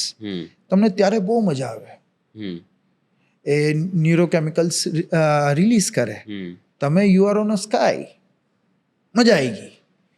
પછી તમને જો સમય જાય તમારા બ્રેનની એની આદત જ પડી જાય કે એના વગર તમે ડિપ્રેશનમાં જતા રહેશો. બરાબર. ડિપ્રેશન માટે તમે ઘણા લોકો એમ છે કે હું નથી સારું લાગતું એટલે મારે કરું છું, આ તે ઘણા બધા રીઝન્સ ગોતે. પણ પછી તમે એના વગર તમે જે નેચરલી તમે હોય, તમારું માઇન્ડ જેવું વર્ક કરે એ કરવાનું બંધ થઈ જાય. બરાબર. અને જ્યાર સુધી તમારી સિસ્ટમમાં એની એફેક્ટ ન દેખાય, બીજી બધી સિસ્ટમ્સમાં, બ્રેનમાં ને બધા એમાં, ત્યાર સુધી તમને રિયલાઇઝ પણ ના થાય કે તમે કઈ દલદલમાં છો. કેમ કે તમે એના એટલા આદી થઈ જાઓ, એના વગર તમને કંઈ ચાલે જ નહીં. રાઈટ. પછી આ જે એડિક્શનના કારણે ઘણા ગુના થાય, જે એ માણસની પર્સનાલિટી ન હોય, એ નથી કરવા ઈચ્છતો. રાઈટ. એ હતો જ નહીં એવો છોકરો, પણ આ નશો એને બરબાદ, મગજને વિકૃત કરી દે. એક્ઝેક્ટલી. રાઈટ. મેં હમણાં એક ડૉક્ટર સાથે હું વાત કરતો હતો, એણે બહુ સરસ વાત કરી. એ છે ને ઇવોલ્યુશન પર પોતાનું એક થીસિસ લખે છે. સો એમનું એવું કેવું છે, એટલે મેં એમને એમ જ રેન્ડમલી આઉટ ઓફ ક્યુરિયોસિટી મેં સવાલ પૂછ્યો કે આજથી 50-60 વર્ષ પછીના માણસો કેવા હશે? તો કે જે ભાઈ you will not like this answer. ના આપો ને, જાણીએ તો ખરા, તમે ડૉક્ટર છો, આટલું રિસર્ચ કરો છો. અને એમને તો ઘણી બધી મેડિકલ જર્નલ્સમાં પોતાના રિસર્ચ પણ સબમિટ કરે છે. સો એ સેટ કે જે હિસાબથી સાયન્સ એડવાન્સ થઈ રહ્યું છે ને, ફોર એક્ઝામ્પલ તમે મોબાઈલ યુઝ કરો છો, તમે રીલ્સ જોવો છો, it constantly gives you dopamine release and you enjoy. તમે સારા મૂડ મારો, પણ જેવું તમે મૂકો તમને એન્ઝાયટી મંડે થવા, તમે અકળાઈ જાઓ. હવે વિચાર કરો કે જ્યારે તમારા મગજમાં ચિપ લાગશે, જે એલોન મસ્ક ની કંપની ટ્રાય કરી રહી છે કે મગજમાં ચિપ લાગશે. અત્યારે એવું કહે છે કે એનો યુઝેજ છે એ મેડિકલ યુઝેજ હશે કે ફિઝિકલ યુઝેજ હશે, કે કોઈને લકવો છે કે કોઈને પેરાલિસિસ છે, તો એ વ્યક્તિ નોર્મલ મુવમેન્ટ્સ પાછી લઈ શકે એની માટે ચિપ એના મગજમાં નાખી છે. હવે એવો પણ સમય આવશે કે ઇમોશનલ યુઝેજ પણ એ ચિપનો ચાલુ થશે. હવે એ ચિપ તમારા મગજમાં અમુક હોર્મોન્સ રિલીઝ કરવાનું કામ કરશે ને તમને મજા આવ્યા કરશે, જે ડ્રગ કરે છે. ત્યાર પછી જે તમારા નેચરલ ઇમોશન્સ છે, those emotions will become foreign elements, અને તમારું મગજ એને ફાઇટ કરવાનું, તમારું બોડી એને ફાઇટ કરવાનું ટ્રાય કરશે. પછી તમે વિચારો કે કેવી ગરબડ થાય તમારા બોડીના કેમિકલ્સમાં, અને એને કારણે they will control you. Exactly. Then you are driven by chip. And is it because of which તમારું જે prefrontal cortex છે, જે frontal lobe છે, એ shrink થતો જશે, and people 50-60 years down the line will by default be dumb. હા, કેમ કે તમારી સોચવાની શક્તિ ક્યાંથી જ આવે. એટલે યસ, એ વસ્તુ થવાના ચાન્સીસ છે, બહુ ડેન્જરસ વસ્તુ છે. પણ આપણે પોતાની જાતને કેવી રીતના કંટ્રોલ કરીને એક સીધી લાઈન પર રહેવું, અને જેટલું પણ તમે જીવનમાં કંઈ પણ બની શકો, બધા જ ટોપ પર ના જઈ શકે, પણ જેટલું પણ તમે કર્યું સાચી નિયતથી, બધાને સાથે લઈને, વિથ સેલ્ફ રિસ્પેક્ટ. રાઈટ. क्योंकि स्वाभिमान के आगे कुछ भी नहीं है. क्योंकि મને ઘણા સમય મને ઘણા સમય પહેલાં જ્યારે when I started my journey એને એવું કીધું હતું કે કશું નહીં થાય, મતલબ મુશ્કેલ થશે. અને even I thought once upon a time કે હા યાર થશે કે નહીં. બટ ને મારા જીવનમાં પણ એવો સંઘર્ષ હતો કે આઈ વોઝ ગેટિંગ મની, પણ જ્યારે મને લાગ્યું કે મારી સેલ્ફ રિસ્પેક્ટથી ખિલવાડ થઈ રહ્યો છે, મેં એ નોકરી જોબ છોડી દીધી. કેમ કે જ્યારે તમને જ મજા ના આવે, પૈસા મળતા હોય મજા જ ના આવે તો what you gonna do? Right You will not enjoy your work. કેમ and no amount of money is bigger than your self respect. Self respect તો એમાં મેં એક 4 લાઈનો તમે ઇજાજત હોય તો અરે વાહ, સંભળાવી પ્લીઝ દઉં. પ્લીઝ થઈ જાય કે એ મેં ત્યારે જ વિચારીને મેં લખ્યું હતું. હા અને આઈ થિંક આ બધાય માટે એપ્લિકેબલ છે ને. તમે બધાય પણ આને વિચારો, જે કોઈ વિચારતા હોય કે અમે બહુ તીસ્માર ખાં, અમે તુરમ ખાં છે, હા તો એવું કશું નથી. એના માટે મેં એક 4 લાઈન લખી હતી કે તુમ્हें तुम्हारा गुरूर मुबारक, मुझे मेरी इज्जत नफ्स मुबारक, बहुत आए और फना हो गए, फटे धूल भरे कागज के टुकड़ों में जमा रह गए, जब रुखसती होगी हमारी तब पता चल ही जाएगा, लोगों की नम आंखें और दिलों का हाल बहुत कुछ कह जाएगा, बहुत कुछ कह जाएगा. વાહ ભાઈ વાહ, ક્યા વાત. એટલે કહેવાનો અર્થ એ હતું કે ઘણા મહારાણા રાજાઓ, નવાબો બહુ આવ્યા. આજે આપણે એમના નામ લાઇબ્રેરીમાં બુક્સમાં જોઈ રહ્યા છે. Right, nothing is permanent. Nothing is જતા રહ્યા. પણ જેને સારા કર્મ કર્યા છે, રાઈટ જેને સારા કાર્ય કર્યા છે, આજે પણ આપણે અમુક વાર એમને યાદ કરીને યા તો ઇન્સ્પિરેશન લઈએ, યા કોઈ સારો વ્યક્તિ જતો રહે તો વાકઈમાં ભલે આપણે એનાથી ફેમિલી આપણા એમનાથી ફેમિલી રિલેશન ના હોય પણ આપણને દુઃખ થાય, રાઈટ સારો વ્યક્તિ હતો. તો એવા કામ કરવા પડે કે મોટાઓ તો ઘણા, તો જેને જે ગુરુર છે ને એ ગુરુર બધી ચકનાચૂર થવાનું છે.